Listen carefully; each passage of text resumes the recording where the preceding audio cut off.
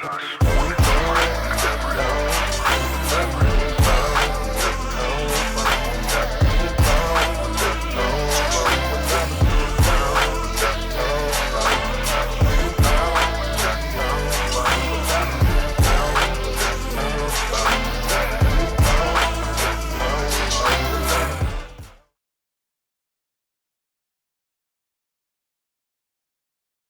right, so today's class is Your Days Are Numbered. Kind of sounds scary, don't it? Your days are numbered. All right, so the information is in the title, but it is a flip. It is a flip. We're gonna be going over some things. Brothers, sisters, have your calculators out. We're gonna try to jump around and try to cover as much as possible. It's a few precepts, but you can't just go over these things. And well, hopefully y'all glean something. All right, so let's get straight into it. Let's go into Songs chapter 90. Let's read verse 1 through 12. Songs 90, verses 1 through 12. The book of Psalms, chapter 90, verse 1. A prayer of Moses, the man of God. Lord, thou hast been our dwelling place in all generations. Before the mountains were brought forth, or ever thou hast formed the earth and the world. Even from everlasting to everlasting, thou art God. Read. Thou turnest man to destruction, and saith, Return, ye children of men. For 1,000 years in thy sight are but as yesterday, when it is past, and as a watch in the night. So the Lord says, man, listen, 1,000 years is but yesterday to him. So, brothers be like, yo, man, there was something I was watching where the dude said, man, look, it's like the Lord was using the bathroom when we was in slavery. It's like, yo, it's telling you like, yo, the little time he spent away from us was hundreds of years. He might have just went in, just carnal sense, went in the fridge to get something to drink and came back to the computer to watch us and like, yo, damn, y'all already in slavery? Like, that's how quick it is for God. So you have to think in 24 hours is 1,000 years for us. His 24 hours, which he don't dwell in time, but just to try to put something around it. 24 hours is 1,000 years. Read on. Verse 5. Thou carriest them away as with a flood. They are as a sleep. In the morning, they are like grass which groweth up. So that's how quick we come and leave this earth. Read. Verse 6. In the morning it flourisheth and groweth up. In the evening it is cut down and withereth. For we are consumed by thine anger, and by thy wrath are we troubled. So it's because the reason we die is because we anger the Lord. Read on. Thou hast set our iniquities before thee, our secret sins in the light of thy countenance.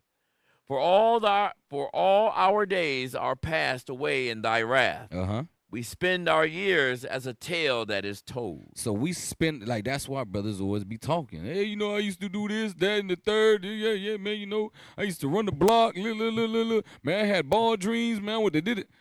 You read that part again? For all our days. For all our days are passed away in thy wrath. We spend our years as a tale that is told. Yo, you speaking like you already dead. Like this is something like, how they speak about the greats. You're speaking about yourself like this. Read on. Verse 10. The days of our years are 60 years and 10. All right. So our days are 60 years and 10. That's 70. And if by reason of strength they be 80 years. So that's 4 more 20 years. 80 years. Am I right? Yes. So that's years. 80 years. Yeah. That's 4 scores. So that's 80 with the 70. What that get us, brothers? All right. So we at 150. Read on. Yet is there strength, labor, and sorrow. For it is soon cut off, and we fly away. All right, so read that part again, verse 10. The days of our years are 80 years and 10. And if by reason of strength they be 80 years. So from 70 to 80. That's what it's saying. It's just adding 10 more. Had to clear that up. Because I was like 150. Like, woo! When the last time we heard of a brother living to 150? No. There's some brothers who make it to 100, right? Right, some. Yeah, some even further than that. Let's get Genesis chapter 6, verse 1. The book of Genesis. I don't think I ever heard of anybody living to 150. The book of Genesis, chapter 6, verse 1. And it came to pass, when men began to multiply on the face of the earth, and daughters were born unto them, that the sons of God saw the daughters of men, that they were fair, and they took them wives of all which they chose. And the Lord said, my spirit shall not always strive with man. What we read in Psalms 90, anger. We angered the Lord by that. Interracial marriage, yep, that was going on back then. Read on. And the Lord said, my spirit shall not always strive with man, for that he also is flesh. Yet his days shall be 120 years. So we have 120. Then you got over here where brothers get 70 to 80, right? Go back to Psalms chapter 90. The book of Psalms, chapter 90, verse 10. The days of our years are 80 years and 10. And if by reason of strength they be 80 years, yet is their strength labor and sorrow, for it is soon cut off, and we fly away. Read on. Who knoweth the power of thine anger? Even according to thy fear, so is thy wrath. Read. So teach us to number our days, that we may apply our hearts unto wisdom. So it says, teach us that we number our days, that we may apply our hearts unto wisdom. All right. Play the first video with near misses. So it says, teach us to number our days. We're supposed to, before you get that, matter of fact, go to Job 9, no, 8 and 8. 8 and 8, 9, 8 and 8, 8 and 8. Probably start from verse 6. Let me get the old rusty dusty. Inquire, search your father. Yep. Start at 6. Hold on. Okay. Let me get that with you.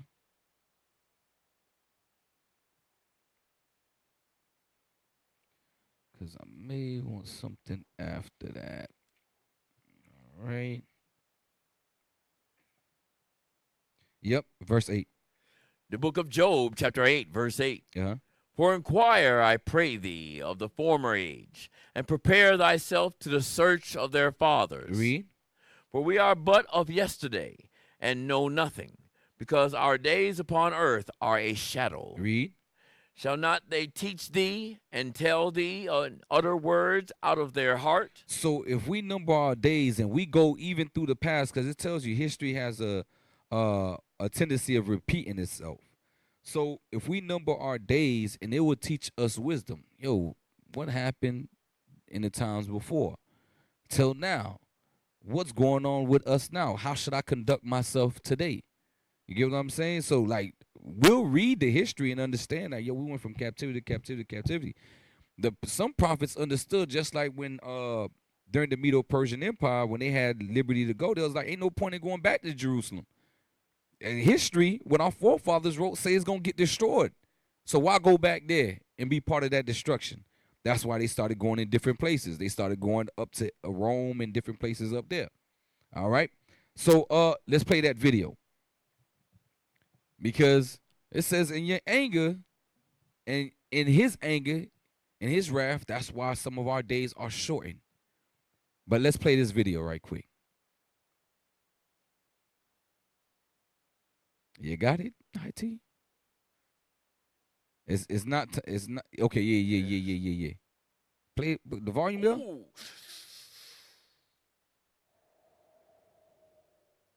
there. Any sound? Okay, back it up. Yeah. It must not be sound. Damn. Okay, there ain't no sound on this one. Except at that one point.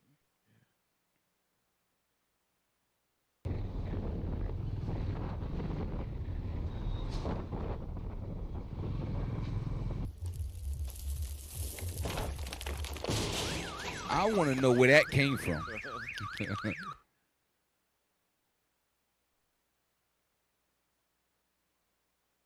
Hey. Oh my God, watch out!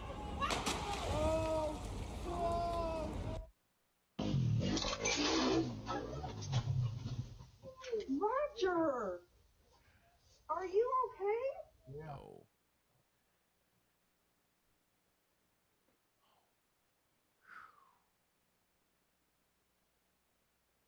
Now these near misses, you're like, yo, what? Who shows up for that? Surely this person's supposed to die. I imagine you have to have a few detectives left that can investigate.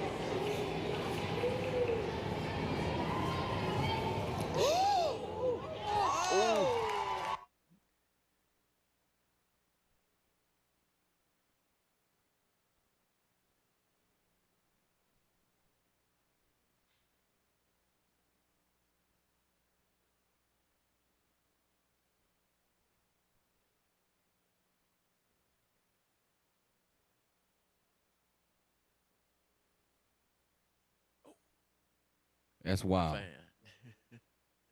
Fan. Oh,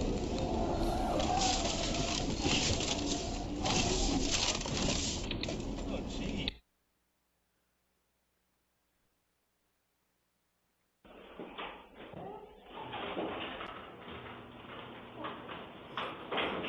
He's got the baby. All right. Y'all get the gist, right? That your days are numbered and nothing could intervene. So if you anger the Lord, of course, your time gonna get shortened, but you can't extend it.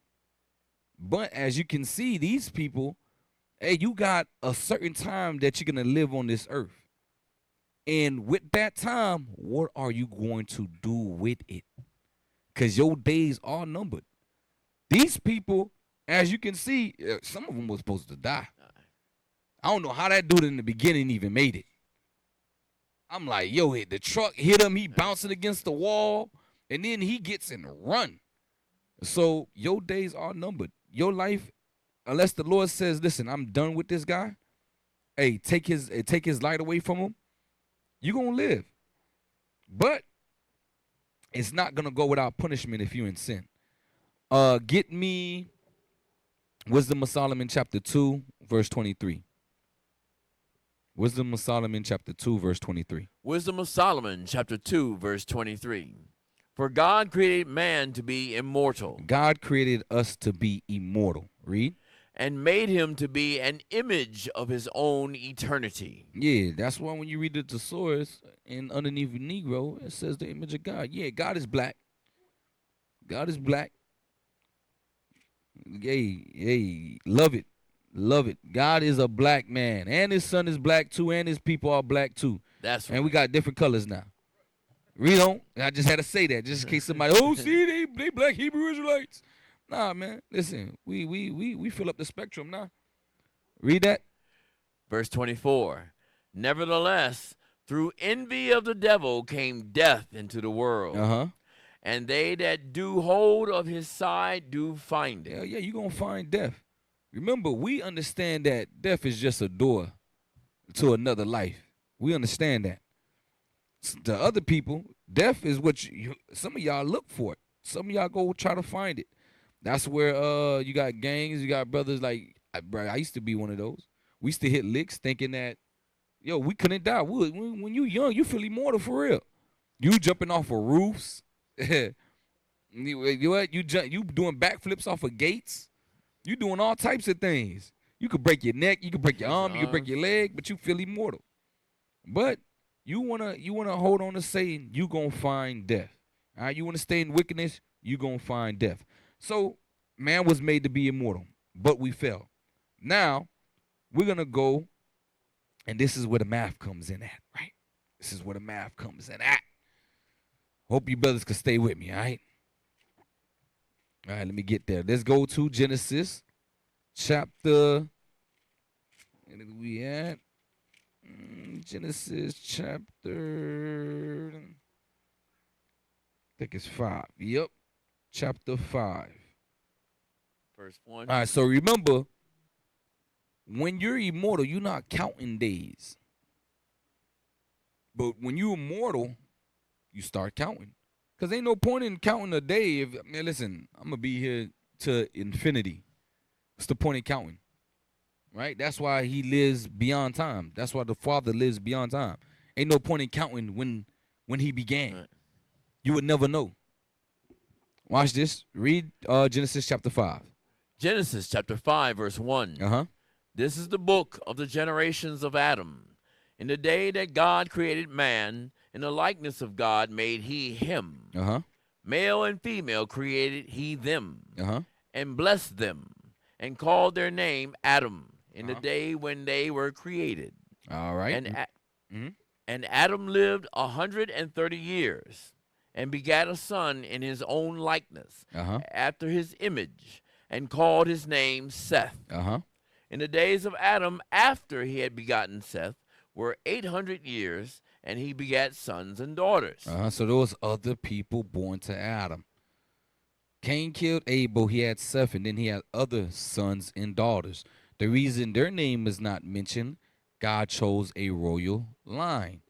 And this is the line that he chose. Read on. Verse 5, and all the days of Adam lived were 930 years. All right, so let's write that down, right? 930. Y'all gonna be doing it with me. 930 years. All right, so what year did he have Seth? 130, right? Seth, 130 years. Okay, let's put that. All right, so now he has how many years left of his life? 800, right? Yes, sir. All right, good. Because we going to see with the first man, after he sinned and wrath came into the world, how long he lived for. Numbering the days and seeing if he was still around, even when all these people were here. Because you start reading the name and you think, oh, yeah, man, Adam dead already. Learn how to number your days, because you numbering these is get a lot easier when it comes to Christ, when it comes to feast days and different things like that. That's why the book is called Genesis, the beginning. Learn how to number your days. But it goes into the days of Adam, right? Right. All right, so let's read on.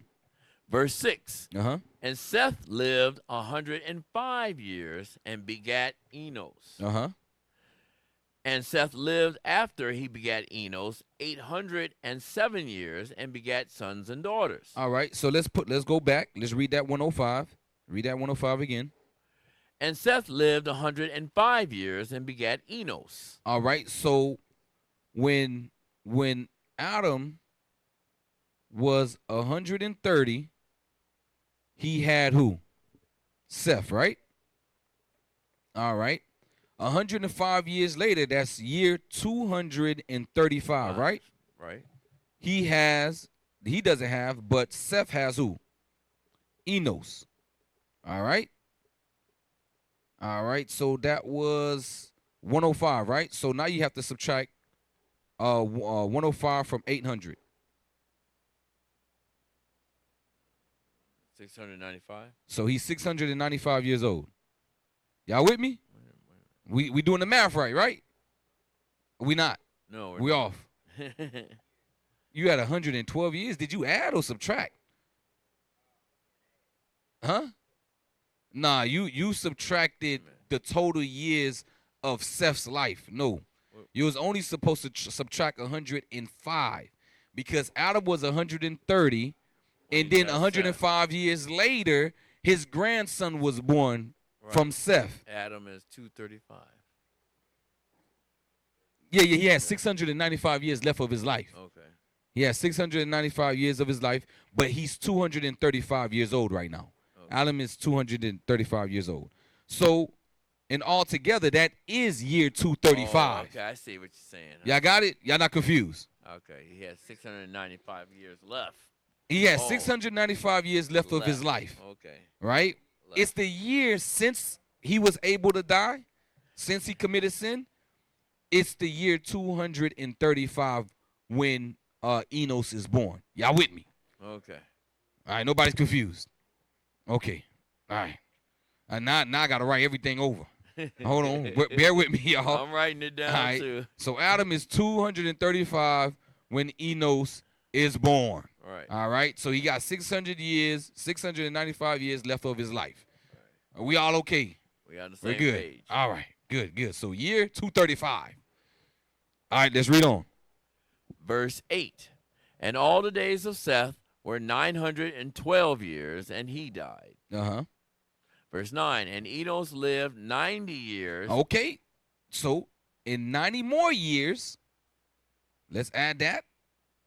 Enos lived 90 years. All right. In 90 years, what happens? Oh. And Enos lived 90 years and begat Canaan. All right. So in 90 years after Enos was born, he has, is that Canaan or Canaan? Canaan. Canaan? Canaan. Canaan? Canaan. Canaan? Canaan. All right. Canaan. All right. So Adam has 605 years left of his life. And he's at the age of, let's see, 9, 10, 11. 325. 325. 325. That's what I got. That's what y'all got? Yes, 9, sir. 10, 11, 12. Yeah, And he I got has- year 325. And he has 605. Hey, you got the calculator? I told you to put up the calculator. Man, Oh. pull up the calculator. I'm writing it out. Yeah. All praises. Because brothers get me confused right now. You know we got a public school education. Yeah, what? Especially the water bad in Florida. They said we got the better tap water, but nah, I don't trust them. Never trust your enemy. Right? I'm telling you, it did something to us. There was something in the water. All right, just do the math. 130 plus 105 plus 90. 325. All right, y'all boys better stop playing with me, man. I ain't that bad. I ain't that bad. All right, so year 325. Year 325. Canaan is born, right? Right. All right, let's go on. Verse 10. And Enos lived after he begat Canaan 815 years and begat sons and daughters. Uh-huh. And all the days of Enos were 905 years, and he died. So you see that we were living a long time. So when you get to Genesis 6, you have to think about the things they were doing. Because remember, Adam had other sons and daughters. Remember? There was other people that was there that got kicked out the garden with Adam. Remember, he says that he called their names Adam. So when he got kicked out the garden, there was other people that left with him. Y'all got this. There was other men and women that got kicked out the garden with Adam. It was total chaos. Remember, they didn't have to work for nothing. Everything grew. They just made sure, hey, listen, I'm hungry, prune. This is the only tree we can't eat from, right? Which we know which was idolatry, right? So you have to think about this now. So in our lives, the little 60, 50, 40, 30 years type of wickedness we done did. And you got 900 years of it, 800 years of it. Yeah. All right, read on. Verse 12. And Canaan lived 70 years. Hold on. 70 years. Let's add that. That should be 395. 395. And Right? And who did he begot? And begat Mahalaleel. Mahalaleel. And Canaan lived after he begat Mahalaleel 840 years, and begat sons and daughters. Mm-hmm. And all the days of Canaan were 910 years, and he died. 14. Yeah, continue reading. 15. And Mahalaleel lived 65 years, and begat Jared. Okay. 5 years. So Jared, add 65 to 395. Jared. Okay. Y'all add faster than Yep. I do. Man. All right, so 460. We also have to subtract 60. both the 70 and the 65, right? That should bring us to Both 70. 470. Adam has 470 years left of his life. Right? Yeah, so we all on the same page. Adam is still alive, y'all. Adam is still alive. Adam is still alive. Adam ain't died yet. Read on. Where we leave off at here, okay. Yeah, yeah, yeah. Jared, okay, and verse 15, and Mahalaleel lived 65 years and begat Jared. And Mahalaleel lived after he begat Jared 830 years and begat sons and daughters. Verse 17, and all the days of Mahalaleel were 895 years, and he died. Verse 18, and Jared lived 162 years, and he begat Enoch. All right, let's stop right there. Let's stop right there. How many years, Jared? 162 years. So, 162 years. He begot. Who did he have? Enoch. And he begat Enoch. Okay. Let's do that math. Yeah. 622, right? Oh, y'all fast. Man. Am I off? Huh? How old is Adam? What did you get? Yeah, he was alive when Enoch. Enoch. Listen, I had the same question. 622. When it says that he walked with God, was it Adam? I got the same question. So, Bishop, deacons, if you watching this, please let us know. Please let us know. We want to know. We really want to know. Because we know Christ was Adam. Y'all can read that. Y'all listen, we going to leave that alone, right? We going to leave that alone. We going to leave that alone, all right? 470. All right, so let's subtract that to see how much life Adam still has left. We know it's the year 622. So just do the math. It's the year 622 when Enoch is born. It's the year 622. That it's supposed to be 460 plus 162. Unless he's miscounting. Let's see, Jared. Are you reading along? Cause I'm trusting his word. Let me see, Jared. All days of Mahalaleel. Yeah, Jared lived 162. Yeah. So 162 add with 460 is 622. 622. And then we got to subtract that 470 from 162, right? Right. You get 308. Okay. Let's see. I got it right here.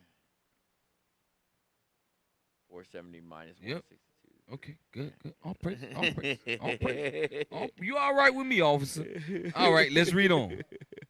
All right.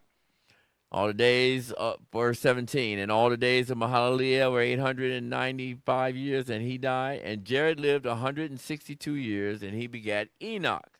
Verse 19, and Jared lived after he begat Enoch 800 years, and begat sons and daughters. And all the days of Jared were 962 years, and he died. And Enoch lived 65 years. Hold on. Enoch lived 65 years, but no, you don't add that. You don't add that. You don't add that. You don't add that. Not yet. Let's make sure. Let's make sure. Let me make sure. Read it. And Enoch lived 65 years and begat Methuselah. Good. Yeah, you do add that. You add that 65. You add that 65. You make sure you write Methuselah next to that 65. Methuselah. Yep. 89. Nice. 87. So we had 7, 8. We had 687. You subtract that 65. From 308. You add 243. Right? Y'all brothers ain't doing it with me. Brothers looking up like I'm lost. I'm cooked. I'm cooked. All right. Yes. Hey, do me a favor. Subtract what was it? 308? 308 from 65, 243, just to make sure. You with me? I'm with you. I think I lost. I think I lost him. 243. Yeah, 243. All right. We good. Add 622. Add 622 to 6. Nope. So clear all that. Add 622 to 65. Oh, error. Nah, bruh. See, he doing something wrong. What's the ands? Okay, 687. Thank you. And who did he begot? He begot Methuselah. Okay. So when Adam was 687 years old, Methuselah is born. This is talking about from the time he got kicked out the garden. All right. So when he has Cain and Abel, that's early on in his life. You could start counting the timeline from Seth because it tells you his age when he has Seth. All right. And that was at what year? 130. Right? And then at 235, 105 years later, he has who? Enos. You get that? You see how that's happening? That's how you're able to count the years. You're able to count the days up onto it. It's given to you. Days, the amount of days become years, all right? So now we at 687, right? Right. All right. In the year 687 of Adam's life, Methuselah is born. Read. Okay. Verse 21, and Enoch lived 60 and 5 years and begat Methuselah. Verse 22, and Enoch You had walked. 20. You had 23. 22? You could read it. Go ahead. Okay. And Enoch walked with God after he begat Methuselah 300 years and begat sons and daughters. Verse 23. And all the days of Enoch were 360 and 5 years. Uh-huh. And Enoch walked with God, and he was not, for God took him. He was translated. God took him, right? Read on. Verse 25. And Methuselah lived 187 years and begat Lamech. So, 187 years later, Lamech is born. So we got to add that 687. Help us out here. We know that's a 4 at the end. 16, 17. That's 874. You got the same thing? 874. 874. And Lamech is born, right? 874. Adam. And how I many gotta years he make has sure I don't left? forget these numbers because we're going to do some math. We're going to do some math. 187 minus 187. 3, 13, 6. 1, 13, 8, 5. All He right. has 56 years left. Oh, so y'all on point. Subtract about 187. You did that math too? Nah, he ain't do the math yet. He lost. He waiting on us. 243 subtracted by 187. All right. 56, right? That's what I got. Y'all got that? Yes, All sir. right, good. So Lamech is born in the year 874. Adam is still alive. Some of y'all probably read this and was like, ain't even consider it. Read on. Verse 26. And Methuselah lived after he begat Lamech 782 years and begat sons and daughters. And all the days of Methuselah were 969 years, and he died. Verse 28. And Lamech lived 182 years. And All right, so we know Adam dies before Noah comes on the earth. Y'all got that? He dies before Noah is born. All right, so let's add that. What was that number? And Lamech lived 182 years and begat a son. So this is how you'll know that the math matches. Because there was supposed to be 56 years left of his life, right? Right. Let's add 874 to 56. Let's see. This 874, it should be 930 years. Yeah, 930. And now he got 930. Why you got 931? No, No. 874 4 plus 56. That's how you know the math is mathing. You see, y'all see it, right? So how long Adam lived? 930 years. So it's letting you know that the math is mathing. All right. So we know he died in 56 years later after Lamech. If you just add that, it should show the whole line of his life. 930 years, right? So, but we're gonna continue counting. We're gonna see how far we could go with this. We're gonna see how far we could go with this. Then you're gonna know, wait up. It wasn't that long ago. Y'all gonna be like, wait up. It really wasn't too long ago. It's really only been like a couple of days for God. Because he said a day was like how much? 1,000 years. So you have to think about this. This probably was less than a week ago to God. Hey, let's see. All right. Let's go on. Lamech. We got to add Lamech when he has Noah. How many years was it? I didn't add it. 182 years. Man, you got to make sure you're saying the right thing. Cause this is where the math has to be right, y'all. It has to be right.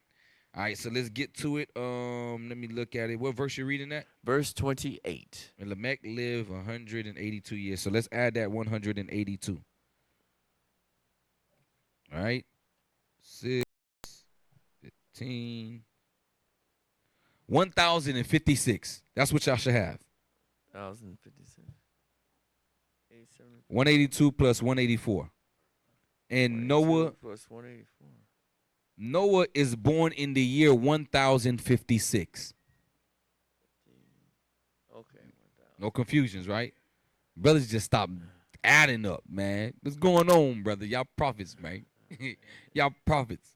So, Noah is born in the year 1056. Y'all all with me? Right. All right. Continue reading. All right. And he called, verse 29, and he called his name Noah, Uh-huh. saying, this same shall comfort us concerning our work and toil of our hands, Uh-huh. because of the ground which the Lord had cursed. Right. Read on. And Lamech lived after he begat Noah 595 years, and begat sons and daughters. And all the days of Lamech were 777 years, and he died. Okay. And What Noah, up? How long was Lamech alive for? and all the days of Lamech was 777 years. All right. Now watch Seven- this, right? Because we have to do the math over here. How long did Methuselah live, y'all? 969. 969. All right. He lived 969. Let me make sure.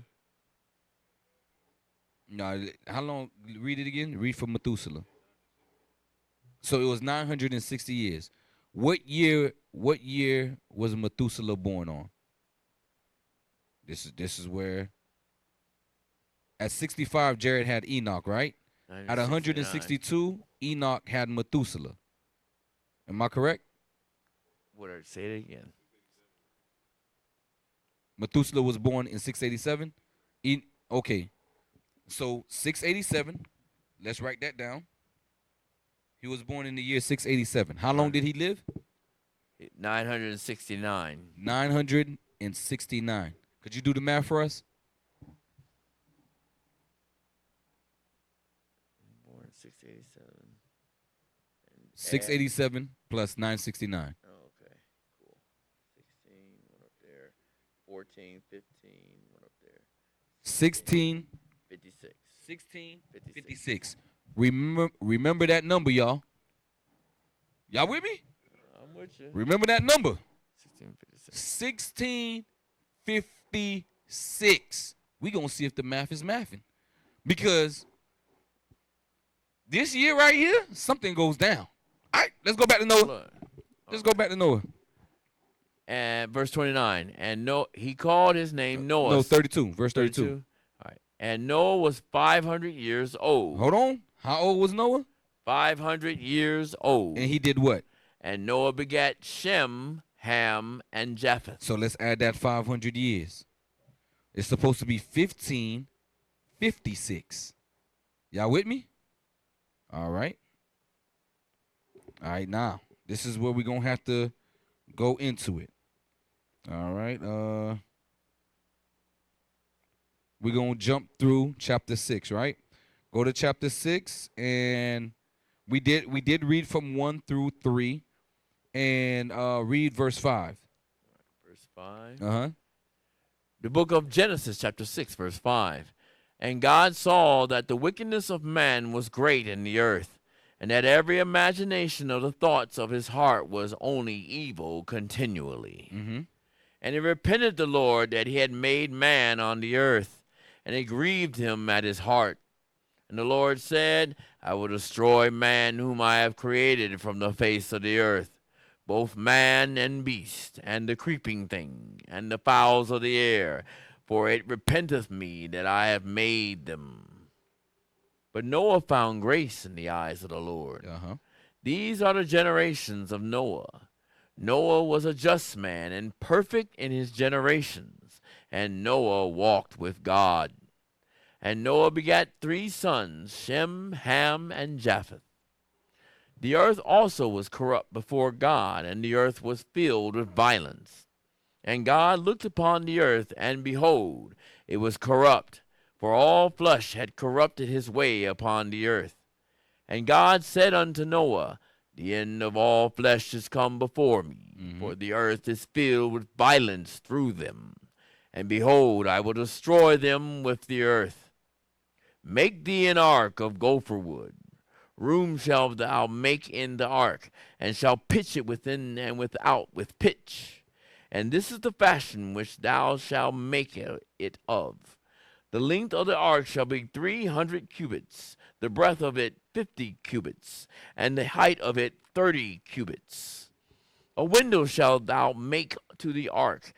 In a cubit shalt thou finish it above, and the door of the ark shalt thou set in the side What thereof. verse you at?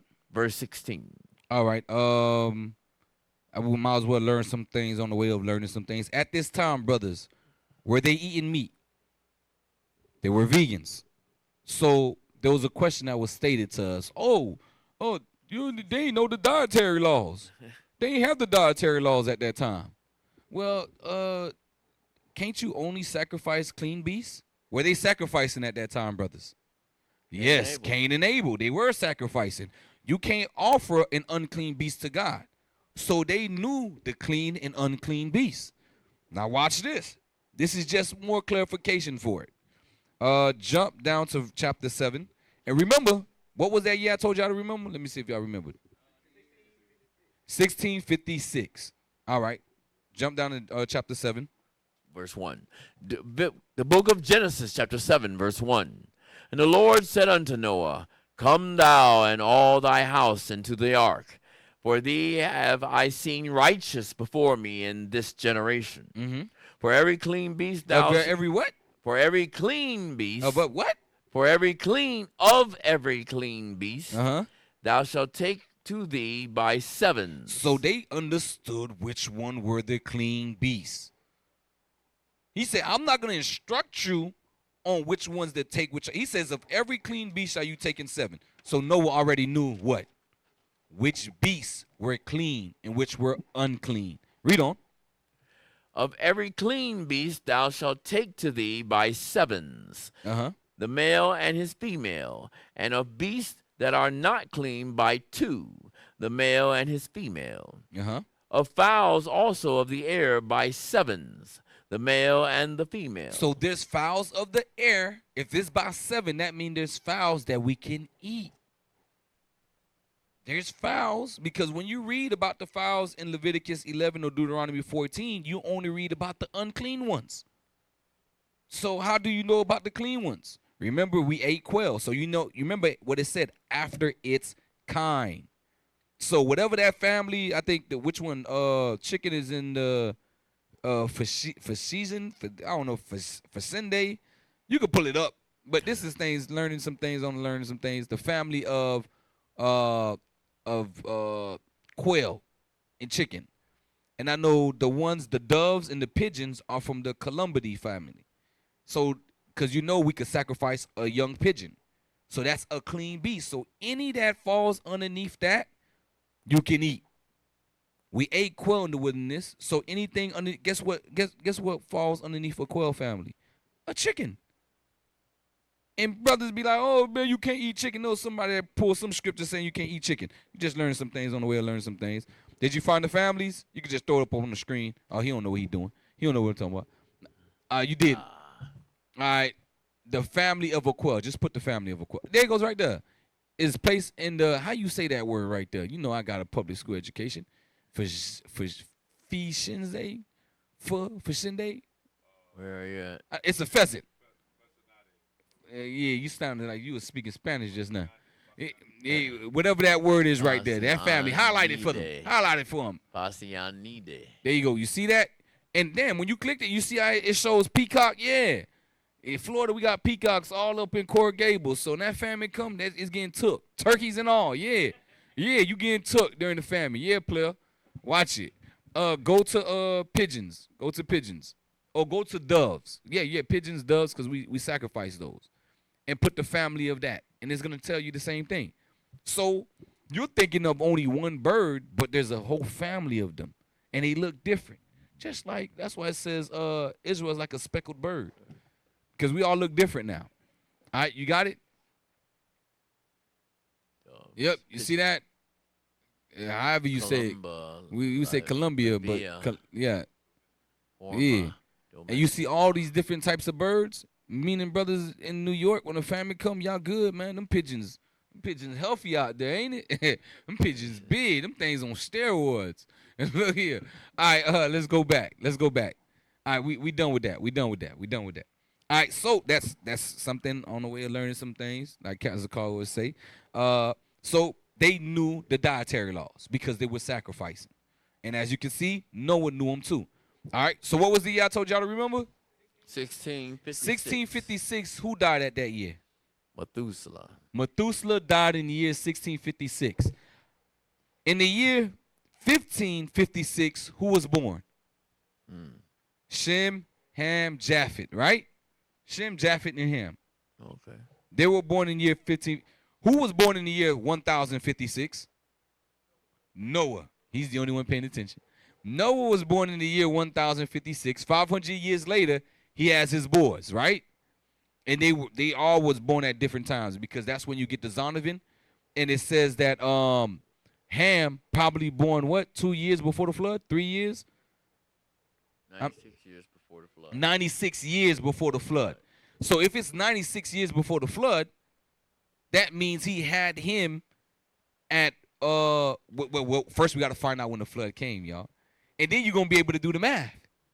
All right, so back to chapter 7, and let's get straight to the point. All right. Verse 6. The book of Genesis, chapter 7, verse 6. Uh-huh.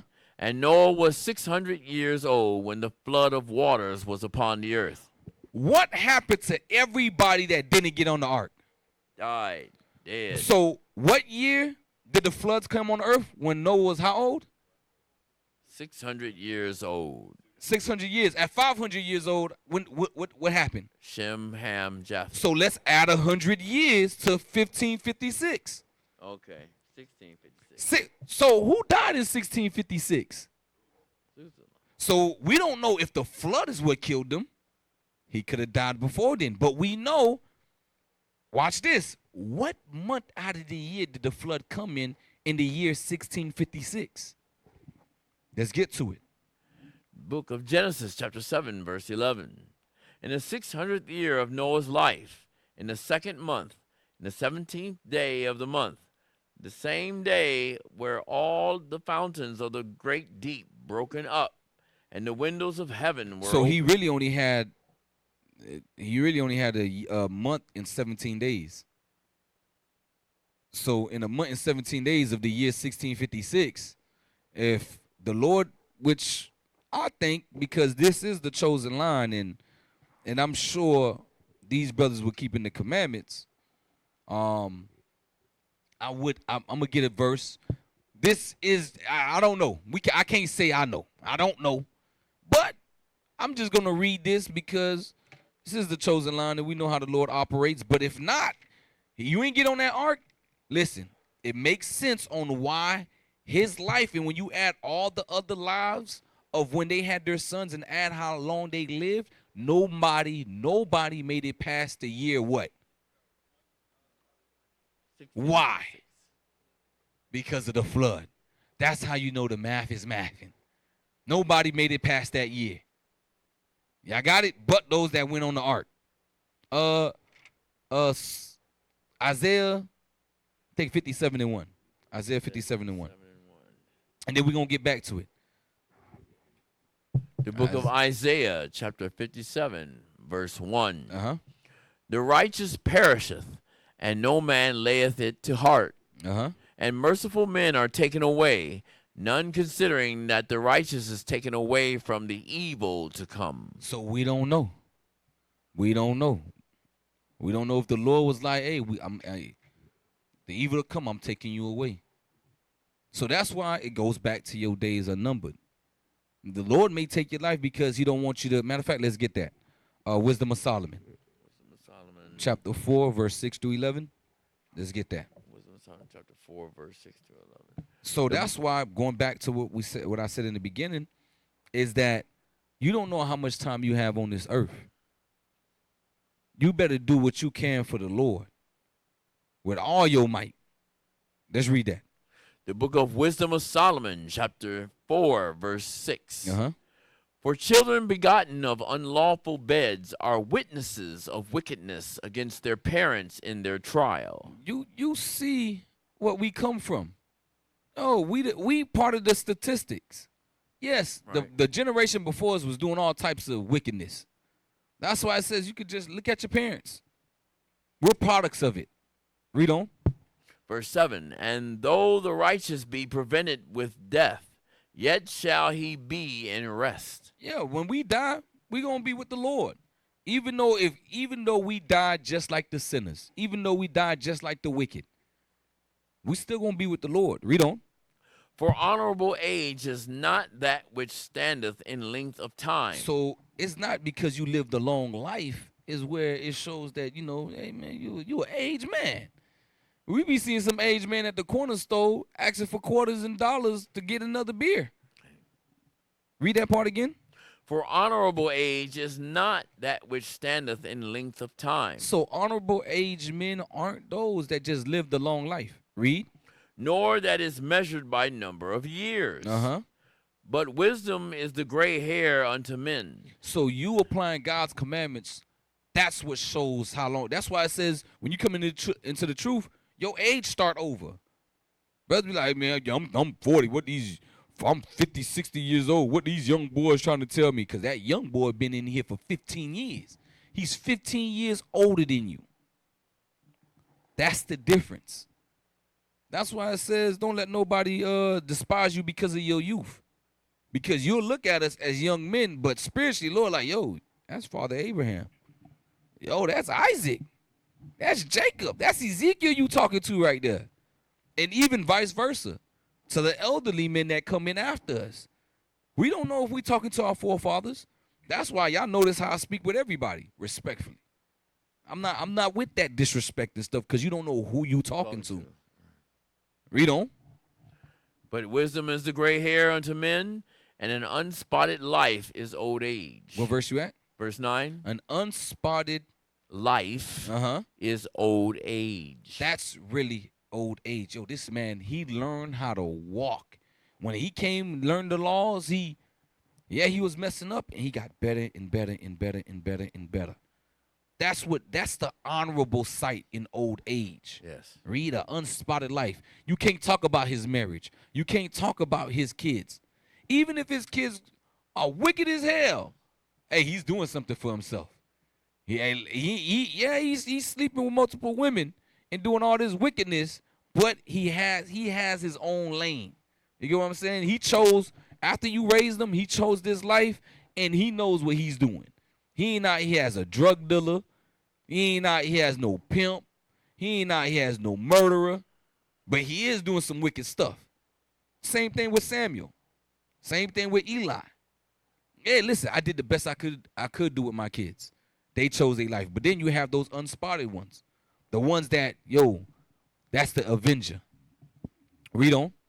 Verse 10. He pleased God and was beloved of him. So that living among sinners he was translated. Yea, speedily was he taken away, lest that wickedness should alter his understanding. So that happens as well. Because we living in a corrupt world. That's why you have to think about what our brothers saw during the Greek captivity. Why they ran to Greekish fashions.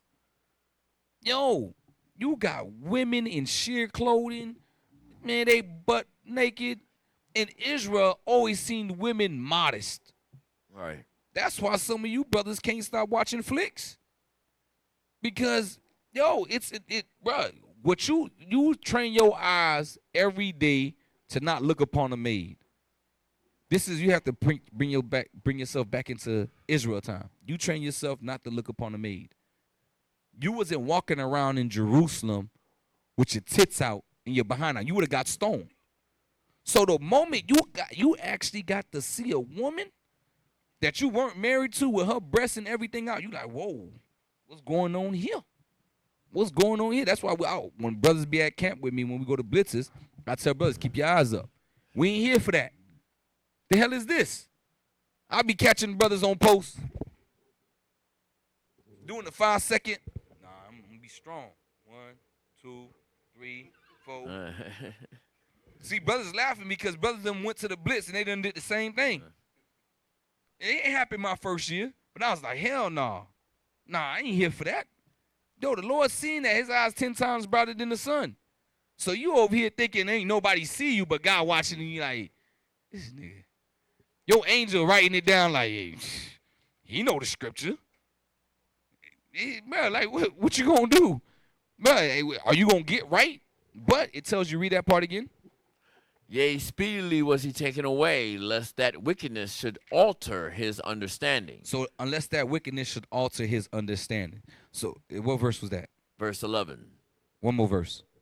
Verse 12. No, that's it. That was it. Finish out. Yeah. 11. Yeah, finish out 11.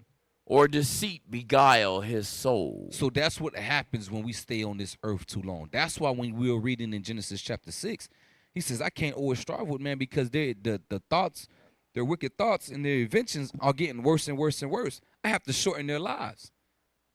That's why you're not hearing about all the other ones. The other ones were living it up. Matter of fact, let's get that. In the times of Noah, they were eating and drinking. What is that? Matthew 25? Luke 20, no, Luke 17, 26 to 30. In the times of Noah. Yeah, in the times of Noah. Get that. 17, 32. Like in the times of Noah, they were eating and drinking. Right. Remember his last wife. 30. Let's see. 26. Oh, what I'm doing, man? I got my And old rusty dusty, Luke man. 17, 26. Which one that was? Luke 17, 26. There wasn't one in Matthew, right? There's one in Matthew too, but Yeah. which one you want? Let me see the one in Matthew's. Yeah. What, Matthew? Mm-hmm. Okay. Matthew chapter 24, 38. 38. 37. Start from verse 37. 37. No. Start from verse 34. 34. All right. The book of Matthew, chapter 24, verse 34. Uh-huh. Verily I say unto you, this generation shall not pass till all these things be fulfilled. Hey, that's a nugget right there. Read on. Heaven and earth shall pass away, but my word shall not pass away. Read on. But of that day and hour knoweth no man, no, not the angels of heaven, but my Father only. They the only ones that know what's about to go down. God is the only one that knows the time of when everything is about to go down. Read. But as the days of Noah were, so shall also the coming of the Son of Man be. So the Lord is letting us know what was going down in the times of Noah. Read. For as in the days that were before the flood, they were eating and drinking, marrying and giving in marriage, until the day that Noah entered into the ark. So it was just like what we see today. Meaning, when destruction come, it's going to be a sunny day. Meaning, yes, there's going to be insurrection and us being killed and different things like that, but then it's going to die down. And they're going to say peace. Everything is good. Because you ain't going to be worried about getting married if it's bullets flying everywhere. You ain't going to be trying to get married, eating and drinking like it's a party. Nah. You know when everything calms down, it's going to be, that's how it was in the time of Noah. But remember, the Lord was saying that it was a whole bunch of evil stuff going on. So you have to put all of this together. Just like it is today, people are eating and drinking and marrying, but yet people are killing one another. Right. Cops are killing other kids. Matter of fact, I don't know, that's for another class, but I'll bring it up. Just not too long ago, a mother lost her child, and she called the cops, and they didn't want to put an Amber Alert out on the child. So she checked the child's phone, and it pinned a location to a house. And there were it was a police officer's home. There was bloody mattresses in the home, and cops came, wrote it off, and was transporting kids out from the home into an unmarked van. Bro, sex trafficking. Right. We finding out the cops are the ones doing it too. Multi-billion-dollar industry. This is wild. So, all right, let's get back to it, right? Right. So, we're at the year. What year we at when Noah goes into the flood? 1656. 1656. Which, well, let's read 38 again. Yeah, where you left off. Matthew chapter 24, verse 38. No, not Matthews. Genesis. Oh, okay. Genesis, Yeah, where I yeah. left off, Yeah. 7:11. Genesis chapter 7, verse 11. In the 600th year of Noah's life, in the second month, the 17th day of the month. My bad. This is another math that we were supposed to do. He's born 96 years before the flood, right? Mm-hmm. Subtract 1656 from 96. 6 and 96. It was, you only add 4, so it should be 1060, right? 5, 15, that'd be 60. Oh yeah, yeah. 60. Yeah, 1560. 1560. I'm adding the 1000. Yeah, 1650. 1560. 1560. Yeah, I got it. 1560 is when, from what they say, Ham was born. 96 years before the flood. But it doesn't say it here. It says it in the Zonovan, right? But that's what year it would show, right? So, but we ain't using that. I'm just showing it, all right? So y'all could kind of have a visual of what's going on, because we're gonna deal with the royal line, all right? So let's read on. Read where you left off. All right. In the 600th year of Noah's life, the second month, the 17th day of the month, the same day were all the fountains of the great deep broken up, and the windows of heaven were open, and the rain was upon the earth 40 days and 40 nights. In the self-same day entered Noah and Shem and Ham and Japheth. All right, jump to Genesis chapter 8, verse 13. Genesis chapter 8, verse 13. The book of Genesis chapter 8, verse 13. Uh-huh. And it came to pass in the 601st year, in the first month, the first day of the month. All right, let's stop right there. And it came to pass in the 601st year. So how much we're adding? How much we adding? No, we not. Because he's 600 when the flood came. We only added 1 year. Good. Add that 1 year. Add that 1 year. Add that 1 year. So it's 1657. All right. Read on. And the first day of the month, the waters were dried up from off the earth. And Noah removed the covering of the ark, and looked, and behold, the face of the ground was dry. Uh-huh. And in the second month, on the 7th and 20th day of the month, was the earth dried. So it tells you, and in the second month, on the 7th and 20th day. Remember, when he got in the ark the year before, it was the second month in the 17th, right? The 17th day. So this is just a year later in a couple of days. When it was completely dried, read. When the earth dried, and God spake unto Noah, saying, Go forth of the ark, thou and thy wife, and thy sons' wives with thee.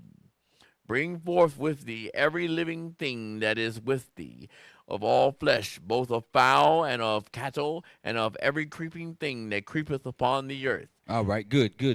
Now let's get to Shem. All right, this is the generation of Let me see.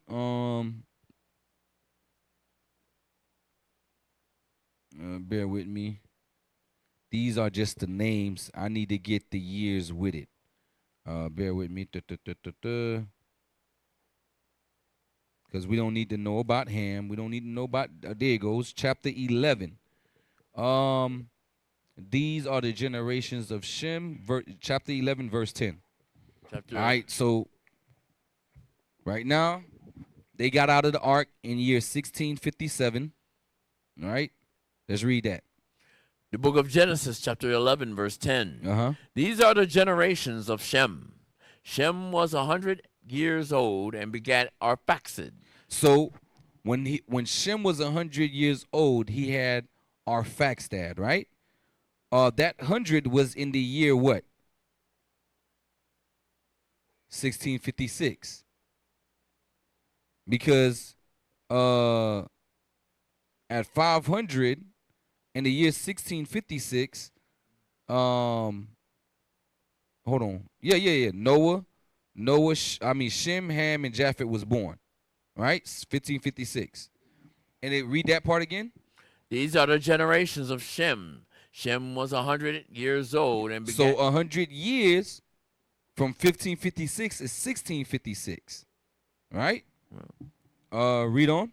and begat Arphaxad 2 years after the flood. Now, it says 2 years after the flood. So when was the flood? When did the flood happen? 1656. 1656.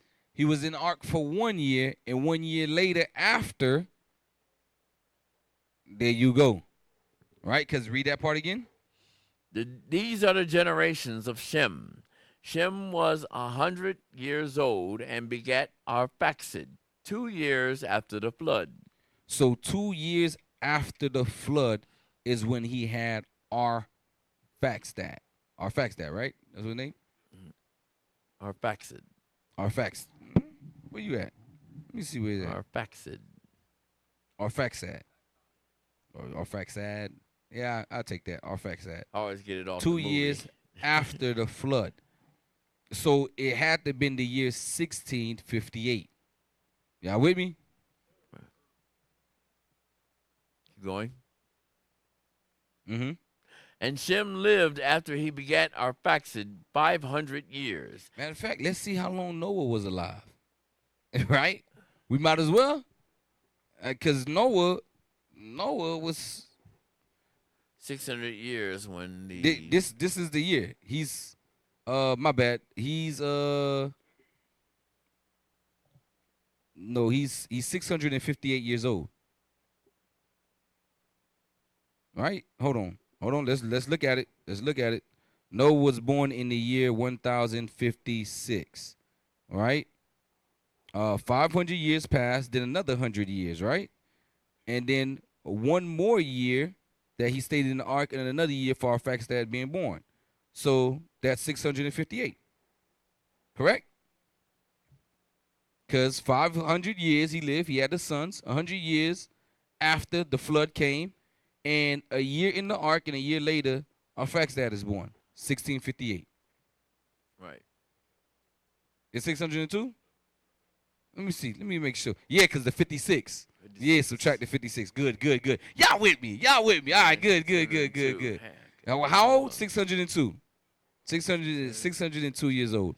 All praises. Y'all brothers on point. Okay, good. Yeah, so brothers are catching on to numbering the days. All right, good. So 602. All right, now let's read.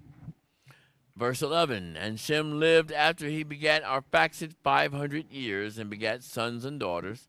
And Arphaxad lived 35 years and begat Selah. All right, so hold on. Bear with me. Shem, okay, no, we don't need how long he lived for because we got Noah. We're going to deal with Noah.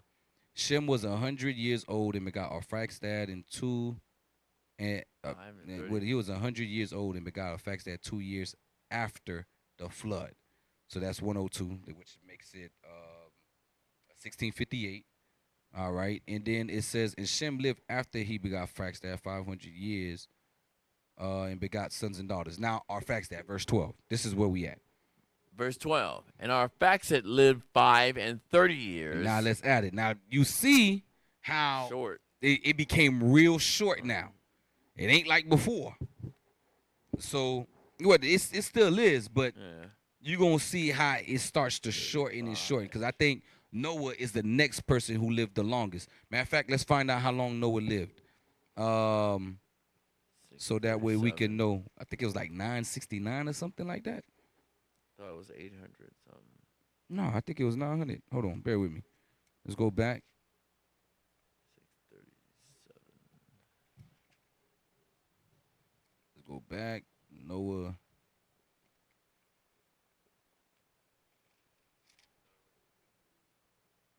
You sure? Where? That's after. Where? That's after, ain't it? Where? Noah was 500 years old. Where?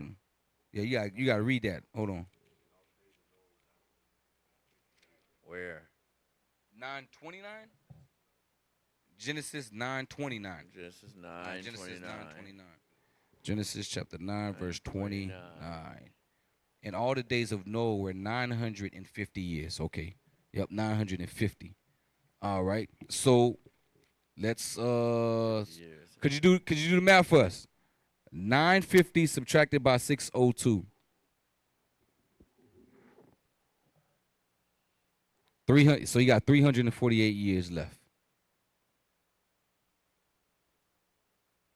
All right, so you got 348 years left of his life. He's 602 years old.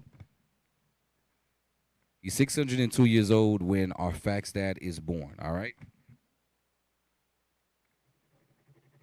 It's the year 1658 at that. All right. So let's read where we left off at. All right. We left off at Verse our fax dad lived 5 and 30 years. So we got to add 53 to the year. 12, We got to add 5 years. what was it? 53 to 1658. Was it 53 or 35? We were at was our 35, facts my that lived bad. 35 My bad, years and 35. begat Selah. Salah. What we got there? Oh, he ain't doing it. 13, 8, Abra, 9, 1693, right? No, was 637. All right, years old. 1693. Let's 1639. subtract that from the 348 left. Or what you can do, you can just add it to the 602. It doesn't really matter. Whichever one you want to do. Whichever one you want to do. You subtract it from 348, you add it to 602. I'm going to add it to 602. That's 35, 7. 630, 637. 637. 637. And subtract it from 348. That's 313, right? All right, let's go on. All right, I'll read 12 again. Mm-hmm. And Arphaxad lived 5 and 30 years and begat Selah. And Arphaxad lived after he begat Selah 403 years and begat sons and daughters. Mm-hmm. And Selah lived 30 years and begat Eber. So 30 years later, Selah. year 1723, he has who? Eber. Eber is born in the year 1723, and that was 36, right? That was. Or 30? Are you asking what year it is? No, how old was Selah? Oh, Selah was 30 years 30. old. So Noah is 667. Okay. Verse 13. And Arphaxad lived after he begat Selah 403 years and begat sons and daughters. And Selah lived 30 years and begat Eber. So that's okay. You read that already. Read on. And Selah lived after he begat Eber 403 years and begat sons and daughters.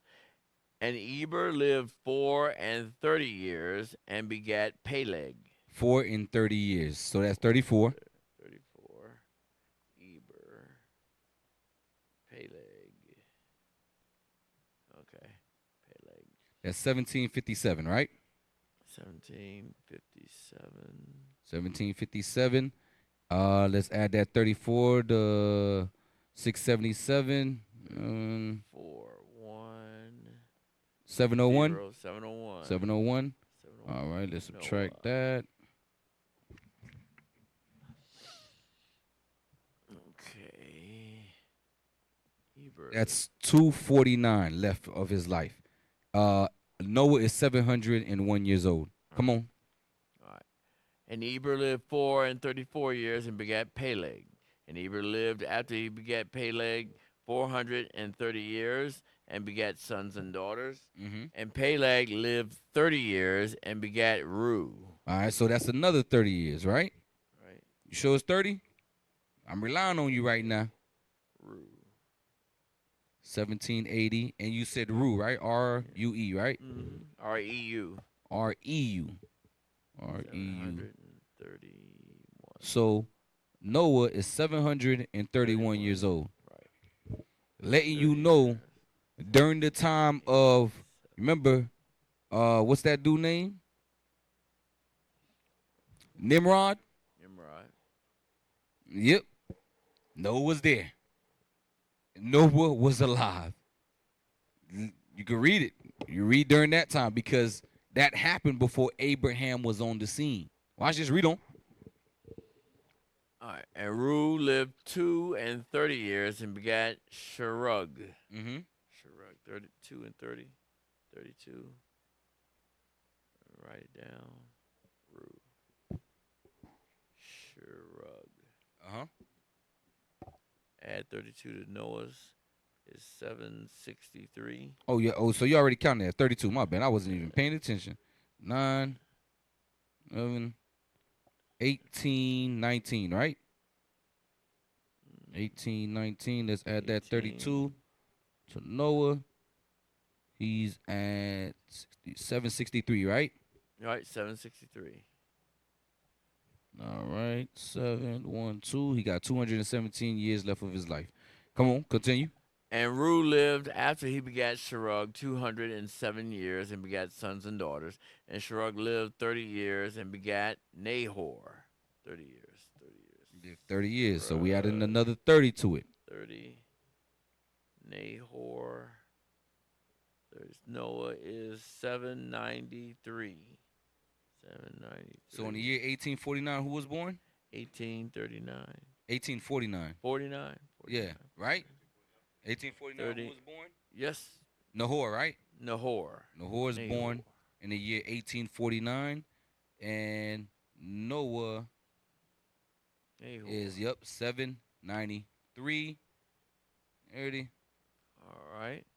And Sherug lived after he begat Nahor 200 years and begat sons and daughters. And Nahor lived 920 years and begat Terah. All right, see, we getting closer to Abraham, y'all. 29. We getting closer to Abraham. Wait, how many years was that? 29 years. So Terah. add 29. 18.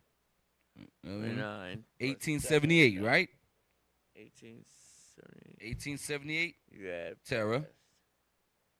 Add 29. Let's see how old is Noah. Okay. 12,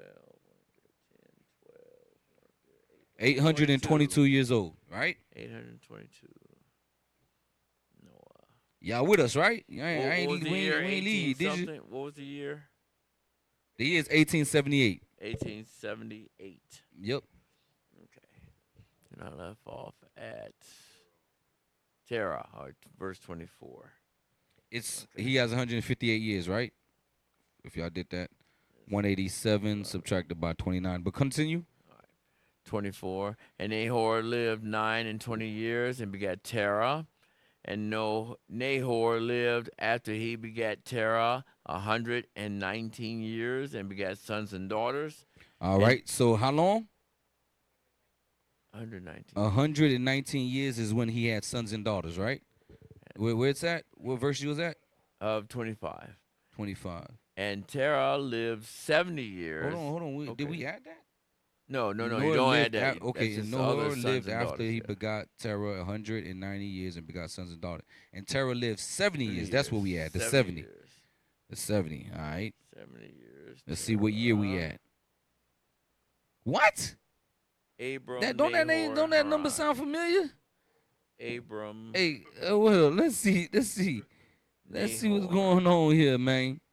Hey, could you pull up what happened in the year 1948 when Abraham was born? 1948. Put 1948 and see what pops up on Google. I want to see this because. I know what happened. Yeah. Everybody should know what happened. Yeah, huh? Yeah. What happened in 1948? Everybody should know that. So when Abraham is born, Noah is 892 years old. Now these are the generations with up. And Terah lived 70 years and begot Abraham, Nahor, and Haran. We know Abraham was the oldest because just like Shem, Japheth, and Ham, it's the same thing. So we know in the year 1948, Abraham was born. Noah at this time is alive at 892. So he was alive when them boys were trying to build a tower, 892. meaning the righteous man is here during the times of the wicked. So 1948 year leave your historical events. We got this important events. Scroll down, let's see. I'm surprised they ain't got that as number one. What? Tell you, put right to return.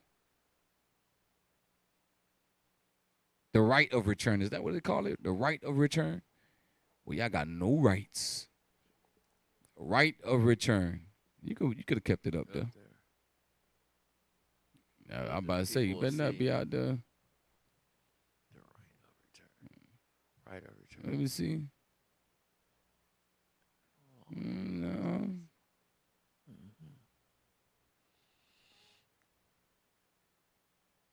Yeah, this thing is funny, yo. Because we know what happened in 1948. There it goes right there. Oh, yeah. Yeah.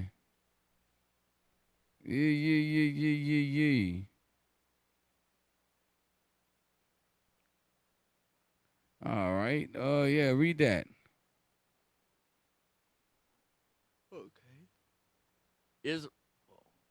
Israel's refusal to grant Palestinian refugees right to return has fueled 7 decades of suffering. Nakba Day on 15th May marks the displacement of more than 700,000 Palestinians following the creation of the State of Israel in 1948. Damn, so what these years, boy, I'm like, yo, when the Lord be throwing numbers out there, I be like, let me see, what are you talking about over here? What are you talking about over here? What happened in 1948? Because Abraham is born. Like, yo, let me check this out. What you're going to find out is that, think of, like, we're going to see. Let's just see. Let's just see, right? So 1948, you can take that off the screen. Take that off the screen. All right. Because, yeah, we ain't there yet. In Isaiah 14, that's going to be the right of return. All right?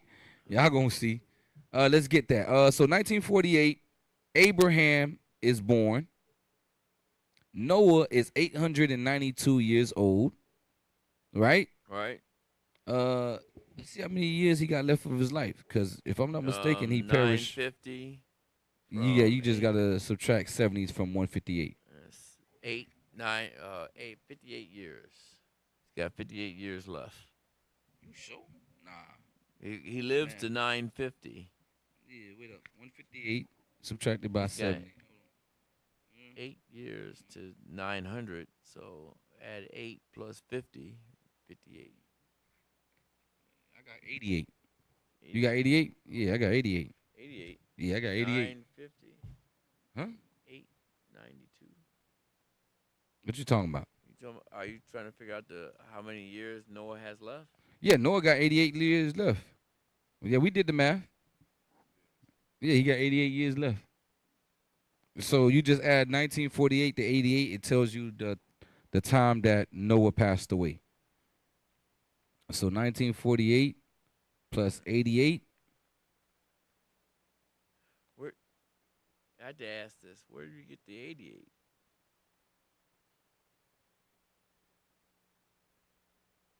Bear with me. Man. Let me just do this. We gotta be focused. In the year 2036, Noah passes away. Yeah, 2036 is the year he passes away. All right. So, in the year 892, in 892, when Noah's 892 years old, Abraham is born. Right. You with me? All you gotta do is subtract 950 by 892. Right. Yeah. 58. 50, that's what I was saying. Where y'all get 88? We messed up somewhere. Yeah. Hold on.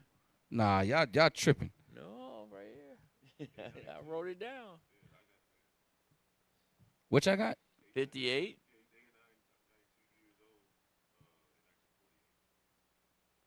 All right, so we missed. 29 after 29. What we didn't subtract? There's something we didn't subtract up here. 8, 9, but this is right. The timeline is right. 1948, and then, yep, you right, 58. 58. You are right. It's just a subtraction on this side. There's something we didn't subtract on this side to show how many years he had left of his life. But in the year 892 is when Abraham is born, and now we can go to see how much further we can go forward. I definitely want to touch something else because numbering your days. Matter of fact, how long we on? How long we on? Where we at? Hour and 26 minutes? Okay. All right. I'm going to try to do this quick, y'all. All right, let's go. When do Abraham have Isaac? Come on, y'all. With that Genesis 16, 17, and when Abraham was 90 years old and 9, the Lord appeared unto Abraham and said unto him, I am thy Almighty God, walk before me. And all right, Lord appeared unto, let's see, 19 and 2 angels saw him. Yep, let's go. And Abraham journeyed from thence towards, hold on. Isaac 17, 19. Hold on. God said, Sarah, thy wife, shall bear a son. No. 21. 21 sounds like it. 21. 21 Yep, 3. 21 and 5. And the Lord visited Sarah and said, let's see. And Abraham was 100 years old when his son Isaac was born unto him. 5. All right. So was at 1948, right? All right. So and it's 100 years when Isaac is born, right? Right. So 2048. Yep. 2048. In the year 2048, Isaac is born. All right. So, yeah, Noah passed, but he was alive until Abraham. All right. So Noah's passed. So we're gonna see with Abraham, right? This is gonna be wild. This is gonna be wild, y'all. All right, let's see. So Abraham right now is 100 years old, right? How long did Abraham live for? Does it tell? I think it was like, I'm not gonna say. I might as well find it. All right, see how long Abraham lived for? Bear with me. Let's say 25 and 7. Good. 25, Genesis 25. Yeah, Genesis 25 and 7. That sounds about right. And these are the days of the years of Abraham's life, which he lived 103 scores and 15. So that's 175 years. Correct? All right. So 175. He has 75 years left of his life. Right? 28, 48. Right? Because he was 100 years old when he has Isaac. So all we got to see is when Isaac has the twin boys. How old was Isaac when he had the twin boys? 60. So Abraham was alive when who was born, y'all? Of course. How the hell he was going to be born? Yes, he was born when Abraham was alive when the twins were born. 15 years later, Abraham passes away. What is the age that you able to go get a wife? 20. So when Jacob is able to go get a rib, that was like 5 years past, 5 years plus later. Yeah, you have to think about these things. So if I know my father of old age and different things like that, or my grandkids are being born, where you think where Abraham was at when the boys were being born? He was there. There's nothing new underneath the sun. You're going to see when your grandparents, if you're not there, you're going to be there. You're going to be around. So let's just do the math. When the year what? 2048. Isaac is born. All right, let's go to Genesis chapter, 25? No, 21. No, 25. 25. What you talking about? 25. Let's go further down because it's going to tell you the year that it's not in the beginning, it's further down. Verse 26. Let's see that. 25, 26? Yes, 25, 26. The book of Genesis, chapter 25, verse 26. Uh-huh. And after that came his brother out, and his hand took hold on Esau's heel, and his name was called Jacob. And Isaac was 80 years old when she bare them. Isaac was 80, meaning he was what? 60 He years was old. 60 years old. All right. And so let's add that. Esau, Jacob. Add 60 to here, be 3,008. 3,000, No, 2,108. 21. Yeah, Yeah, 2108. 2108. So in 2108, twins are born. All right. We have to go to the end of Genesis to really get the rest of it, because it doesn't really too much give you the ages until you have how long Jacob lived, how long Joseph lived. They were in Egypt for 400 and what, 20 years. They were in the wilderness for another 40. So these are things that you have to add on to, right? The 420, the 40 years, that's 460. And then at the end of Genesis is when you add Jacob's life. So you could get towards the end. Because after Jacob's died, it doesn't give you the time lapse between the king that rose up that knew not Joseph. But it tells you it was a whole 420 years that they dwelt in Egypt, right? So, but this shows you from when Adam is kicked out the garden to when Jacob and Esau is born, 2,000 years already passed by. In the next 1,000, we're in Egypt, and we're coming out of Egypt. And we're going into the land. How long we was in Babylon? 70 years. You see what I mean? Meaning it wasn't too long ago when we had to experience all of these things. It wasn't too long ago, y'all. We just went over 2,000 years of our history. And brother, we was going through things. Now watch this, right? Let's get it. Where we at? 2,108. I got to get to the rest of the class. So what we're going to do next time, we're going to continue this. We're going to continue. See how far we can get. But your days are numbered. And it's like a vapor. Because you'll see, he lived 900 years. He lived this long. But then it's like, yo, we all the way over here already. You thought this would take a long time. Nah. Like a blink of an eye, even if you lived 900 years. Then I had the brothers try to find the video. I couldn't find it. But there was a brother saying that he lived to about like 120. He was like, yo, I'm tired. I want to rest. Hey, get that video queued up. The other one is like a trailer. He was like, listen, man, I've been alive so long that my mother's dead. My father's dead. My brother's dead. My sisters are dead. All my friends, everybody I grew up with and known are dead. I just want to rest. So it gets to that point because, bro, it's wicked out here. You living and struggling and having to go and see all the misery that's being passed, because all I see is darkness. You like, yo, Lord, man, make the time short. But with your days that are numbered, what are you going to do with them? Are you going to live it up, party, mess up your liver, mess up your lungs, and sleep with all types of women? Or you going to rejoice and teach the laws of your ancestors? Or you going to make it right? You going to right your wrongs that you did with God in all your past lives? What you going to do about it? Hey, play that. All right, this is a movie called In Time, if I'm not mistaken. In Time or Time In. One of them. In Time.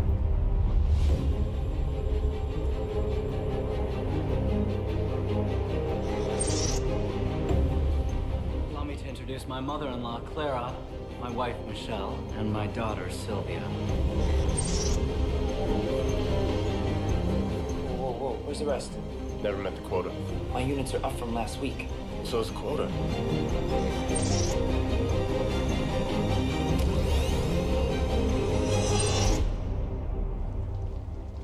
once I'd like to wake up with more time on my hand than hours in the day. How old are you? 28. I'm 105. But the day comes when you've had enough. If you had as much time as I have, what would you do with it? Sure as hell wouldn't waste it.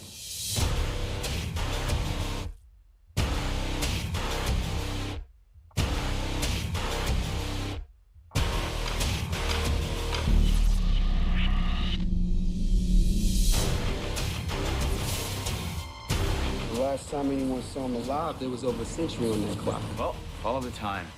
His name is Will Salas. You can't hide 100 years in the ghetto. You know that time will get you killed. Hey, Mom, I'm gonna get out of here. I just wouldn't know what to do if I lost you.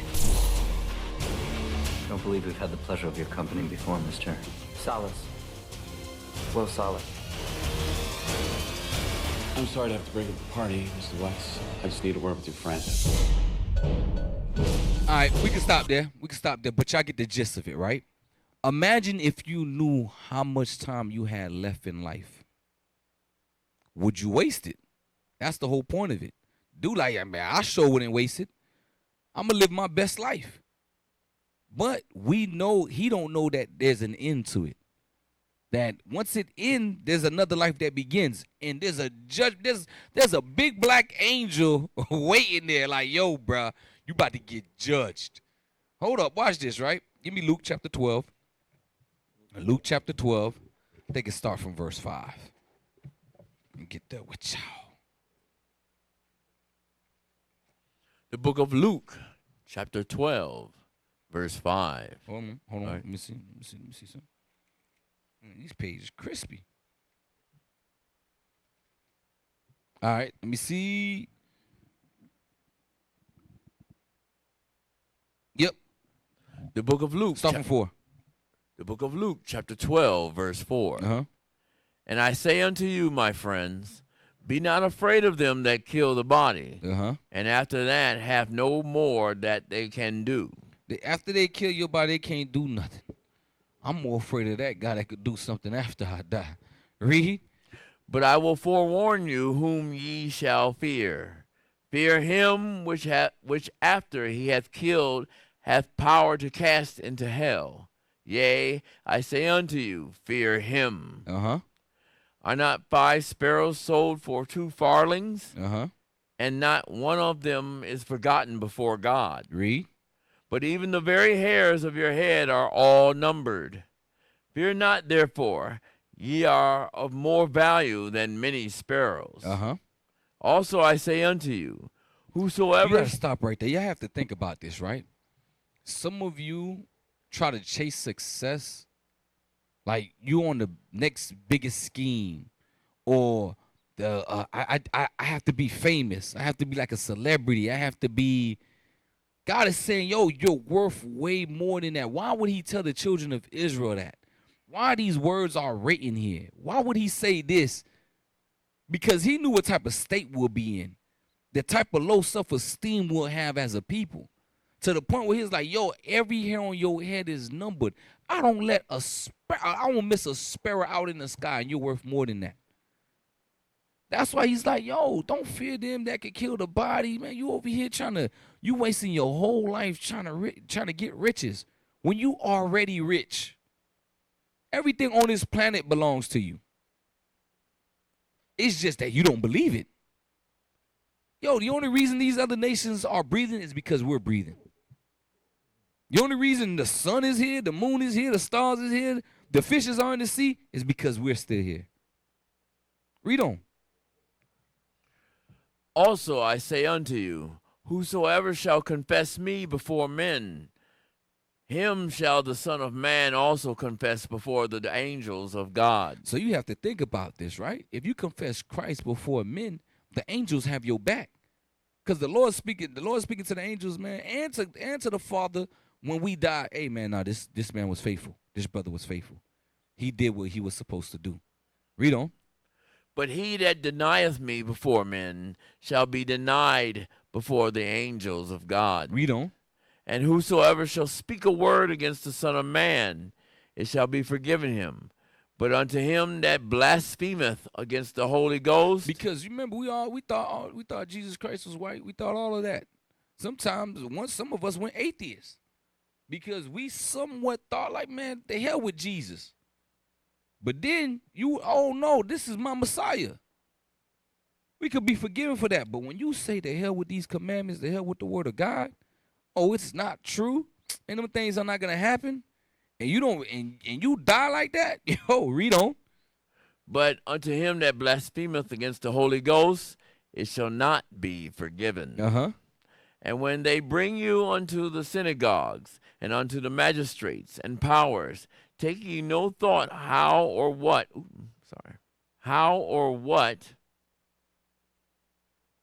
thing ye shall answer, or what ye shall say. For the Holy Ghost shall teach you in the same hour what ye ought to say. So these are the times when you're in that judgment seat, right? All right, go to Ecclesiastes chapter 9 and verse 10. Because when they end up getting us, and then they, hey, tell us what you mean in this video right here. This hate speech, we got you on video saying it. Oh, look, you got 1,000 views. Oh yeah, what you mean by that? What you mean by the white man or Esau, Edomites, that is the white man, the Caucasian race, is gonna go into slavery? What you mean by that? Are you gonna say, I was just doing what those guys was telling me to do? Or you gonna stand on your 10 toes, and the Lord gonna talk to you and say, listen, I speak the word of God, and that's what my Lord told me to deliver. What you gonna do? Read that, Ecclesiastes chapter 9 and verse 10. The book of Ecclesiastes, chapter 9, verse 10.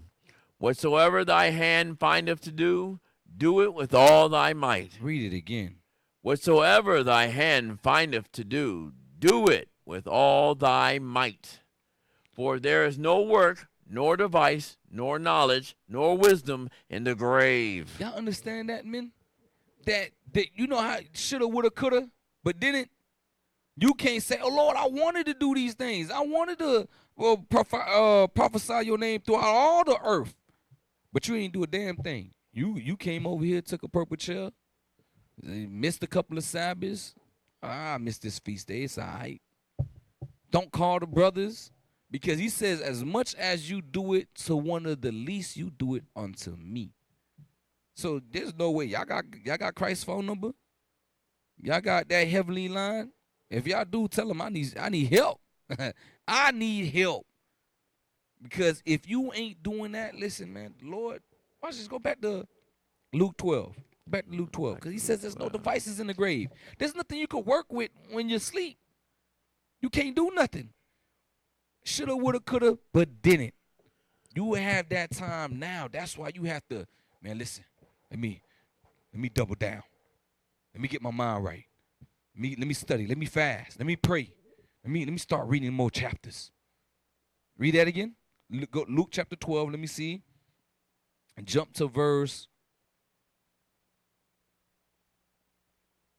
16. The book of Luke chapter 12, verse 16. And he spake a parable unto them, saying, the ground of a certain rich man brought forth plentifully. And he thought within himself, saying, what shall I do? Because I have no room where to bestow my fruits. And he said, this will I do. I will pull down my barns and build greater, and there will I bestow all my fruits and my goods. And I will say to my soul, soul, thou hast much goods laid up for many years. Take thine ease, eat, drink, and be merry. Now watch this, read. But God said unto him, thou fool. Thou what? Thou fool. Thou what? Thou fool. Read. This night thy soul shall be required of thee. Your days are numbered. Are we saying this and that? Listen, Lord's will. If he takes me tonight, I'm good. The last thing I did was teach his word. I wasn't on no Pornhub. I wasn't on no what's the other stuff? Backpage. I wasn't on no OnlyFans. What's the other stuff? Y'all brothers know it. Y'all acting like it. I'm looking down at my Bible. I wasn't talking to my ex.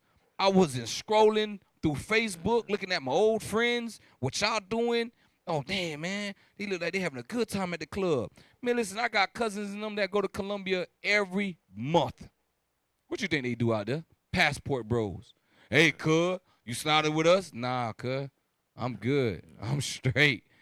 Yo, cuz, they hit me up. Hey, man, what's called having a wedding? We having a bachelor party over there.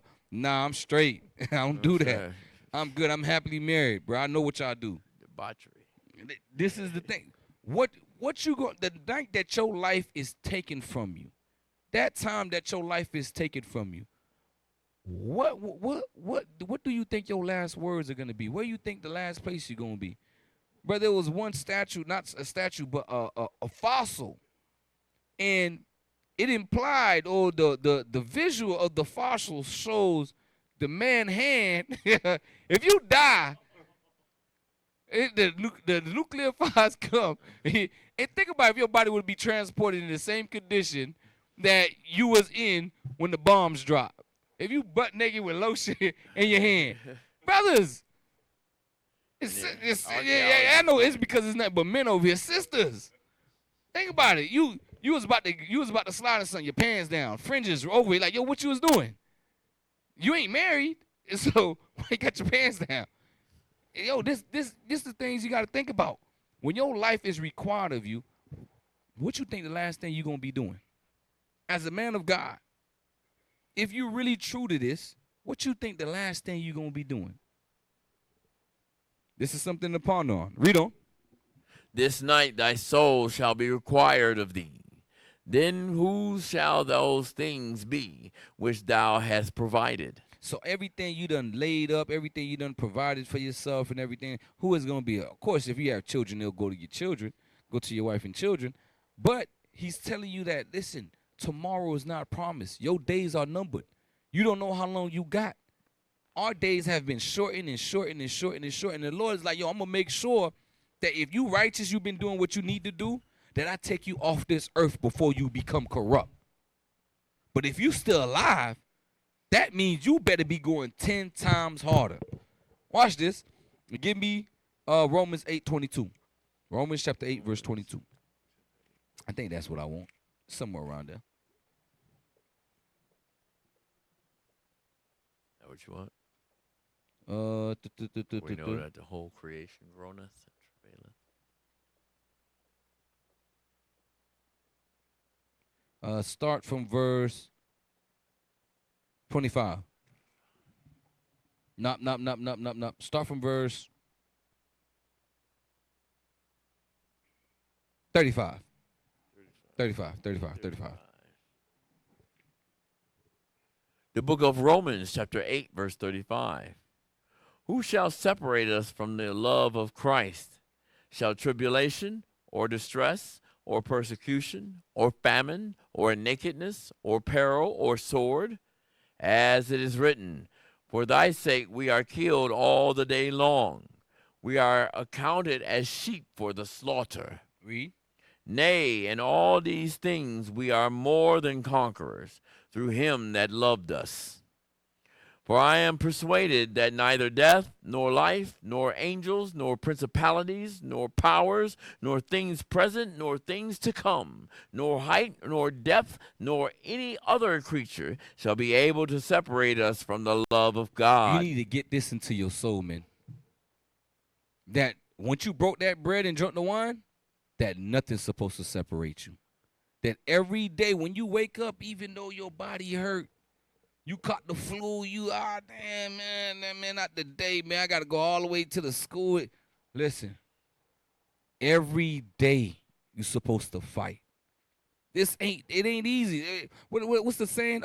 Easier said than done. It's easy. Yeah, Lord, I'll fight for you.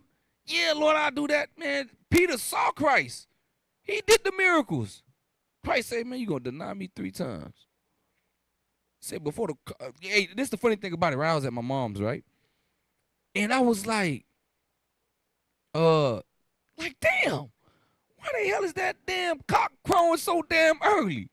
And my head went straight to scriptures. I'm like, yo, I thought the cock crowed. I'm going to say the rooster. Man, look at here. Brothers be looking at me crazy. I'm going to say the rooster. Brothers always hot side face. Brother, hey, pause, brother. Paul, hey, bruh. Hey, I'm gonna say rooster.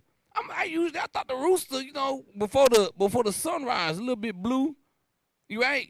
But I'm like, yo, this thing was roosting at like 3 in the morning. I'm like, yo, that's when they was taking Christ left and right. I was like, yo, it was early in the morning, bro. It was pitch black. So that's what came to my head. I was like, oh, damn, so this is the time. This is around the time that these things were going down. So it makes you ponder about, like, again, you have to go in the scriptures and see. That's why I got the timestamps and everything over there. I know we ain't gonna get to it. You gotta wait till part 2.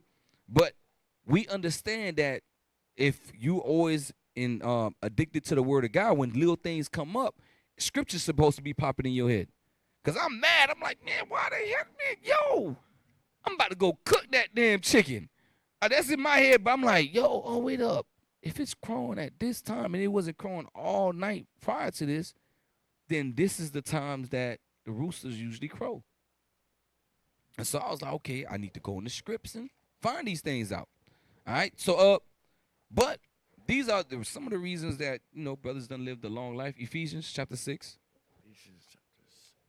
Ephesians chapter 6. Read verse 2 and 3. Proverbs 3, verse 1 and 2. You can read that. Ephesians 6. So a lot of brothers be like, yo, man, you know, because they say the good die young, but we know there's some badass kids out here. That's why some of y'all kidnapped now.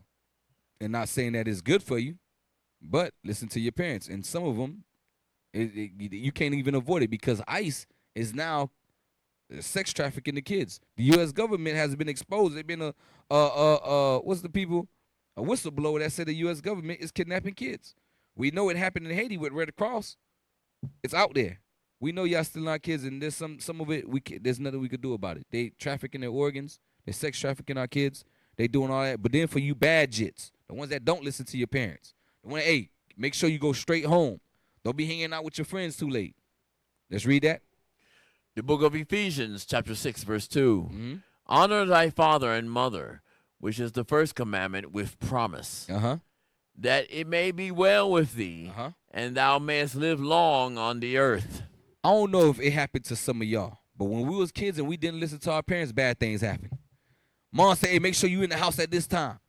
You ain't go to the house, something bad happened. You're like, damn. Bro, hey, this was something that was scary to some of us. I guess it's probably like a Levi superstition thing. Your mother told you to stay at home. Hey, bro, your mother told you to stay at home. Nah, bro, don't come with me, bro. Because I'm gonna get caught up in it. Nah. Your dad told you not to come out. Nah, player. Nah, don't roll with us. Something bad's gonna happen.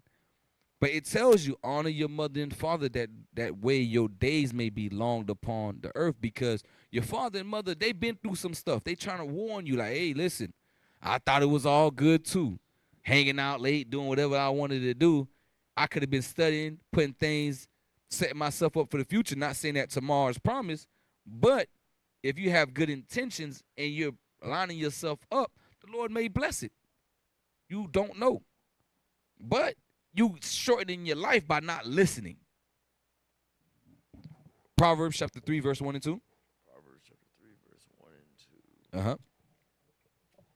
The book of Proverbs, chapter 3, verse 1 and 2. Uh-huh.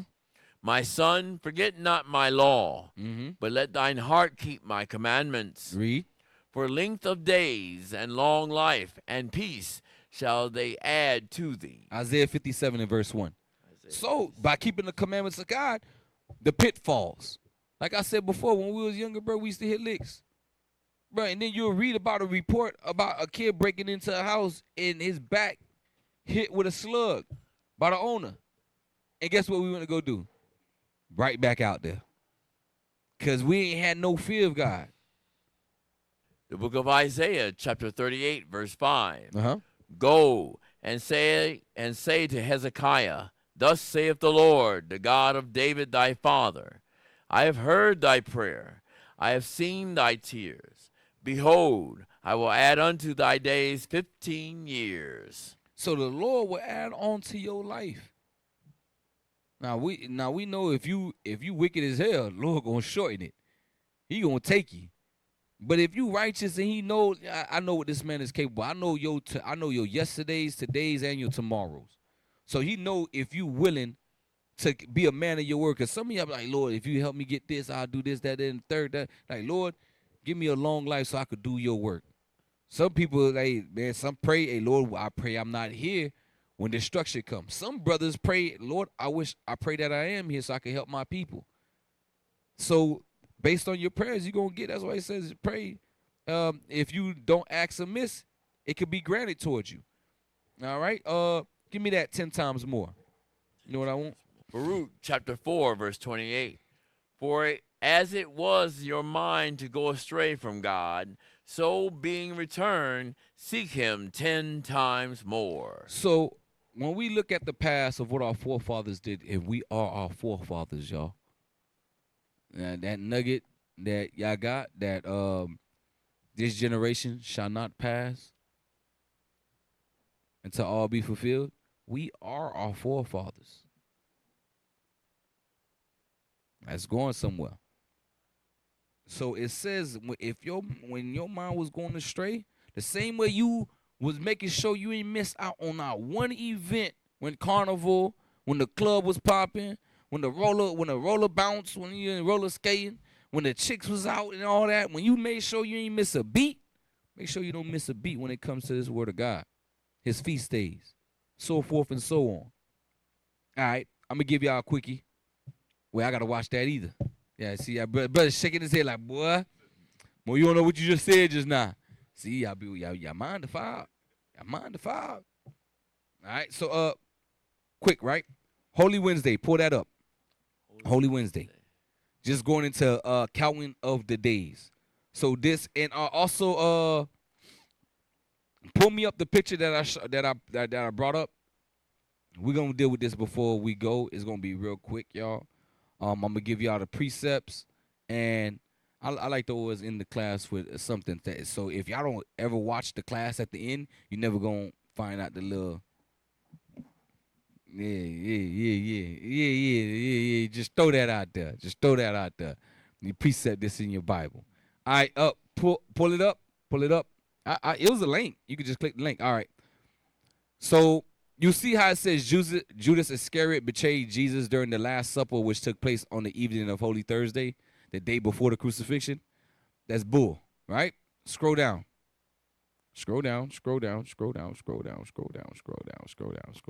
Oh, hold up. There is a day that they celebrate in reference to Judas Iscariot intent to betray Jesus, formed on Holy Wednesday. The day is sometimes called Spy Wednesday. The word spy, as used in the term, means ambush, ambuscade, snare. Additionally, among the disciples, Judas clandestinely was a spy, and Wednesday was the day he chose to betray Christ. So what the hell is this about Good Friday and Resurrection Sunday? When they got a day that they know when Judas betrayed Christ. Meaning what? During this day, when he betrayed Christ, what were they keeping? The Passover. They were keeping the Passover. So he was in the ground. Now, pull out the picture. Show the picture. Show the picture.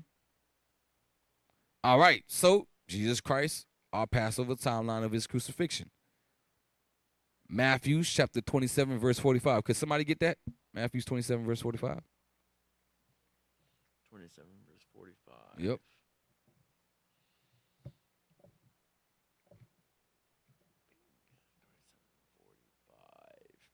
The book of Matthew, chapter 27, verse 45. Mm-hmm. Now from the 6th hour there was darkness over. All right, stop right there. Give me the other one. The other picture. I might as well deal with it real quickly. All right, you see where the 6th hour is at? That's noon, y'all. That's noon. That's when the 6th hour is. All right. So prior to that, that's when they were in the wee mornings, the 1st hour, 2nd hour, 3rd hour, and different things like that. That's when they were the 9th hour. That's when they was dealing with them. All right. So let's go. Now from the 6th hour there was darkness over all the land until the 9th hour. Uh-huh. And about the 9th hour Jesus cried with a loud voice, saying, Eli, Eli, lama sabachthani. That is to say, my God, why hast thou forsaken me?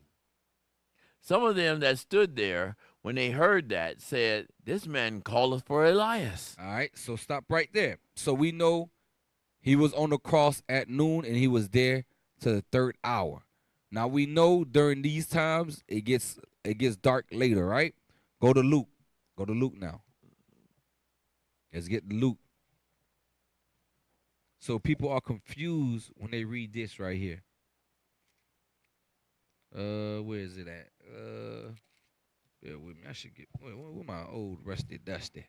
Hold on, let me get him. Get him right here. Crucifixion. With Joseph of Arimathea. 23 in verse 52. The book of Luke. Start from verse 50. The book of Luke, chapter 23, verse 50. Uh-huh. And behold, there was a man called Joseph, a counselor, and he was a good man and a just. Mm-hmm. The same had not consented to the counsel of them. He was of Arimathea, a city of the Jews, who also himself waited for the kingdom of God.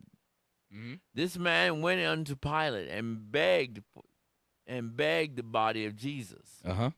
And he took it down and wrapped it in linen and laid it in a sepulchre that was hewn in stone, wherein never man before was laid. Uh-huh. And that day was the preparation, and the Sabbath drew on. Now, it says that day was the preparation, and the Sabbath drew on. That's why they try to say that the very next day had to been Saturday. But that's not what it's talking about. When it says the Sabbath drew on, let's go to Leviticus chapter 23. It's saying that the Passover continued to end. That's the Sabbath day that it's talking about. How we know? Leviticus chapter 23. And why was it a high day? And what had to been done during that time to be given in the morning or the hours of that night? Leviticus chapter 23, let's read verse 10. Quickly. The Leviticus chapter 23, verse 10. Mm-hmm. Speak unto the children of Israel, and say unto them, when ye be come into the land which I give unto you. Quickly, I'm gonna need you got your mic. Let's quickly read this. Go to Joshua chapter 3. Start from verse 15. It's 15. 3 and 15? Yeah, 3 and 15. Joshua 3 and 15. The book of Joshua chapter 3, verse 15. Uh-huh. And as they that bear the ark were come unto Jordan, and the feet of the priests that bear the ark were dipped in the brim of the water, for Jordan overfloweth all his banks all the time of harvest. All the time of what? All the time of harvest. So during the time of harvest, the Jordan overflowed its bank. So this is when they crossed over into the land. Read Leviticus 12 and 10 again. 12 and 10? 23 and 10. 23 and 10. The book of Leviticus, chapter 23, verse 10. Speak unto the children of Israel, and say unto them, when ye be come into the land which I give unto you, and shall reap the harvest thereof, then ye shall bring a sheaf of the firstfruits of your harvest unto the priest. And he shall wave the sheaf before the Lord, to be accepted of for you. On the morrow after the Sabbath, the priest shall wave it. Read quickly. And ye shall offer that day when ye wave the sheep, and he lamb without blemish. So this was after the Sabbath. I want y'all to pay attention to this. It was after the Sabbath. Read on. A he lamb without blemish of the first year for a burnt offering unto the Lord. And the meat offering thereof shall be 2/10 deals of fine flour mingled with oil, an offering made by fire unto the Lord for a sweet savor. And the drink offering thereof shall be of wine, the 4th part of a hin. And ye shall eat neither bread nor parched corn nor green ears until the selfsame day that ye have brought an offering unto your God. It shall be a statute forever throughout your generations. So you brought the sacrifice after the Sabbath. And after the Sabbath, now you can eat parched corn, right? That's what it said, right? Y'all with me? Now go to Joshua chapter 5 and verse 10. Joshua 5, verse 10. Mm-hmm. The book of Joshua, chapter 5, and verse 10. And the children of Israel encamped in Gilgal and kept the Passover on the 14th day of the month at even in the plains of Jericho. And they did eat of the old corn in the land on the morrow after the Passover, unleavened cakes and parched corn in the selfsame day. So And when did they eat the parched corn? On the morrow after the Passover. So what was Arimathea preparing that he had to hurry up and get the body of Christ down for? The wave offering of the sheaf. That's what they were doing.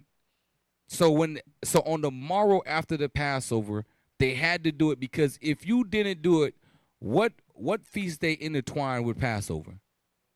Feast of unleavened bread. Were you able to eat unleavened bread if you didn't bring that sacrifice? So would you be able to keep the feast of unleavened bread? So you had to do what? Bring that sacrifice. So that Sabbath day that is referring to in Luke chapter, what was that, 23, 24? 23? That Sabbath day that it was referring to was the Passover. When it says the Sabbath drew on, that Passover it wasn't an end of Passover. It was still continuing. Meaning when he begged the body, it wasn't that it was completely dark. Because what's the law of when somebody is hung on a tree? You have to do what? Let's get that. Let's get it. Deuteronomy chapter 21, verse 23. Uh-huh. His body shall not remain all night upon the tree, Mm-hmm. but thou shalt in any wise bury him that day. That what? That day. That what? That day. So pull up the calendar, not the calendar, but the chart. All right, so you see how it says Christ was killed around he died around 6 p.m., right? He was already on the cross during the eclipse at noon. Eclipse happened when there's a dark moon outside, right? And that's why numbering your days need to know this, right? Passover started Tuesday night because the day starts when? At evening. So Tuesday evening was the Passover. They took him that night when he was in the garden. He went into judgment. He was on the cross by noon. For 3 hours, he was on the cross during the eclipse. He died around 6 p.m. Y'all with it? And then he had to go and beg the body because what time the sun go down? And we have to. I'm guessing it's around the same time because it's further north, so time may be a little bit different. The sun may be out a little bit longer or may be out a little bit shorter. We're not in Israel, so all we could do is see how our days are and compare, right? So, but we know he was dead by that time, right? And they had to get him in the ground before the evening. So, and then how we know it was Wednesday, because it was 3 days and 3 nights, and they came to see him on day 1, right? They say Good Friday. Good Friday. He was let's say if he was in the ground before Friday night. He's supposed to be in the ground 3 days and 3 nights, right? All right. Friday night, Saturday morning. That's 1 day. Saturday night, Sunday. What the hell? The math ain't mathing. So if you count your days like how we did in Genesis, and you sure nah, bruh, that 3 days and 3 nights can't be from Friday to Sunday. That means he had to been rose by Monday. If you're gonna go Thursday night to Friday night to Saturday night, Saturday night to Sunday night, but it does not. The math ain't mathing. Wednesday night, Thursday, right? Thursday day, that's 1. Thursday night, Friday day. Friday night, Saturday day. Sunday starts when? Saturday night. That's why when they came in the morning of Sunday, he's like, yo, he been gone. 3 days and 3 nights, it started at night, not the day. He went in the ground at night, before nighttime. So 12 hours at night, 12 hours for the day.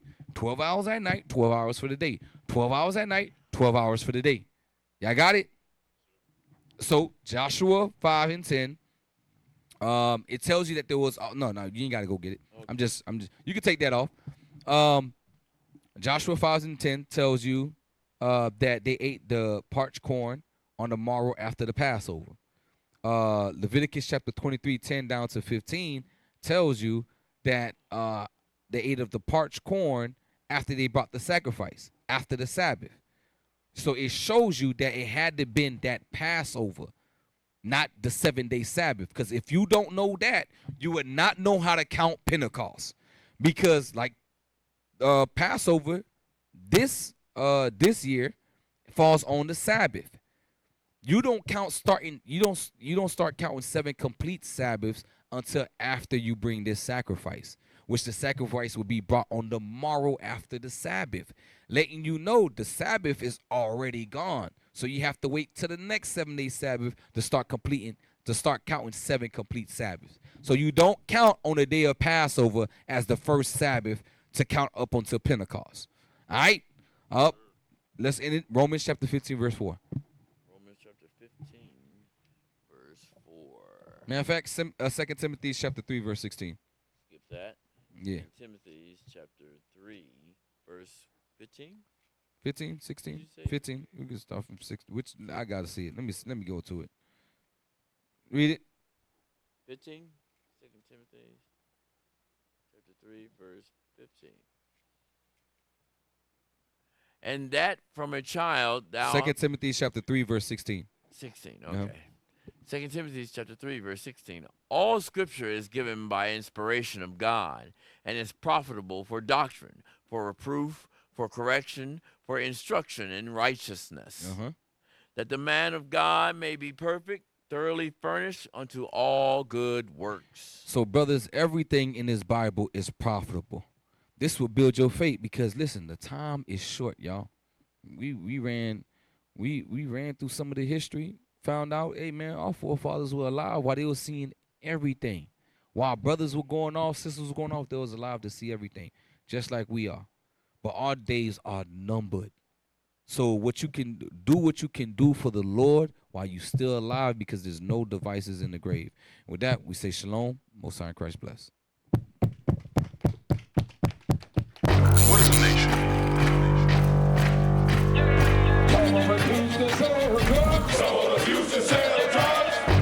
Nation is men leading by example.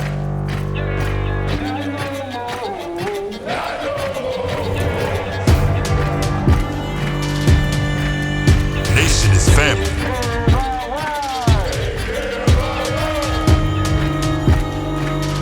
Nation is community.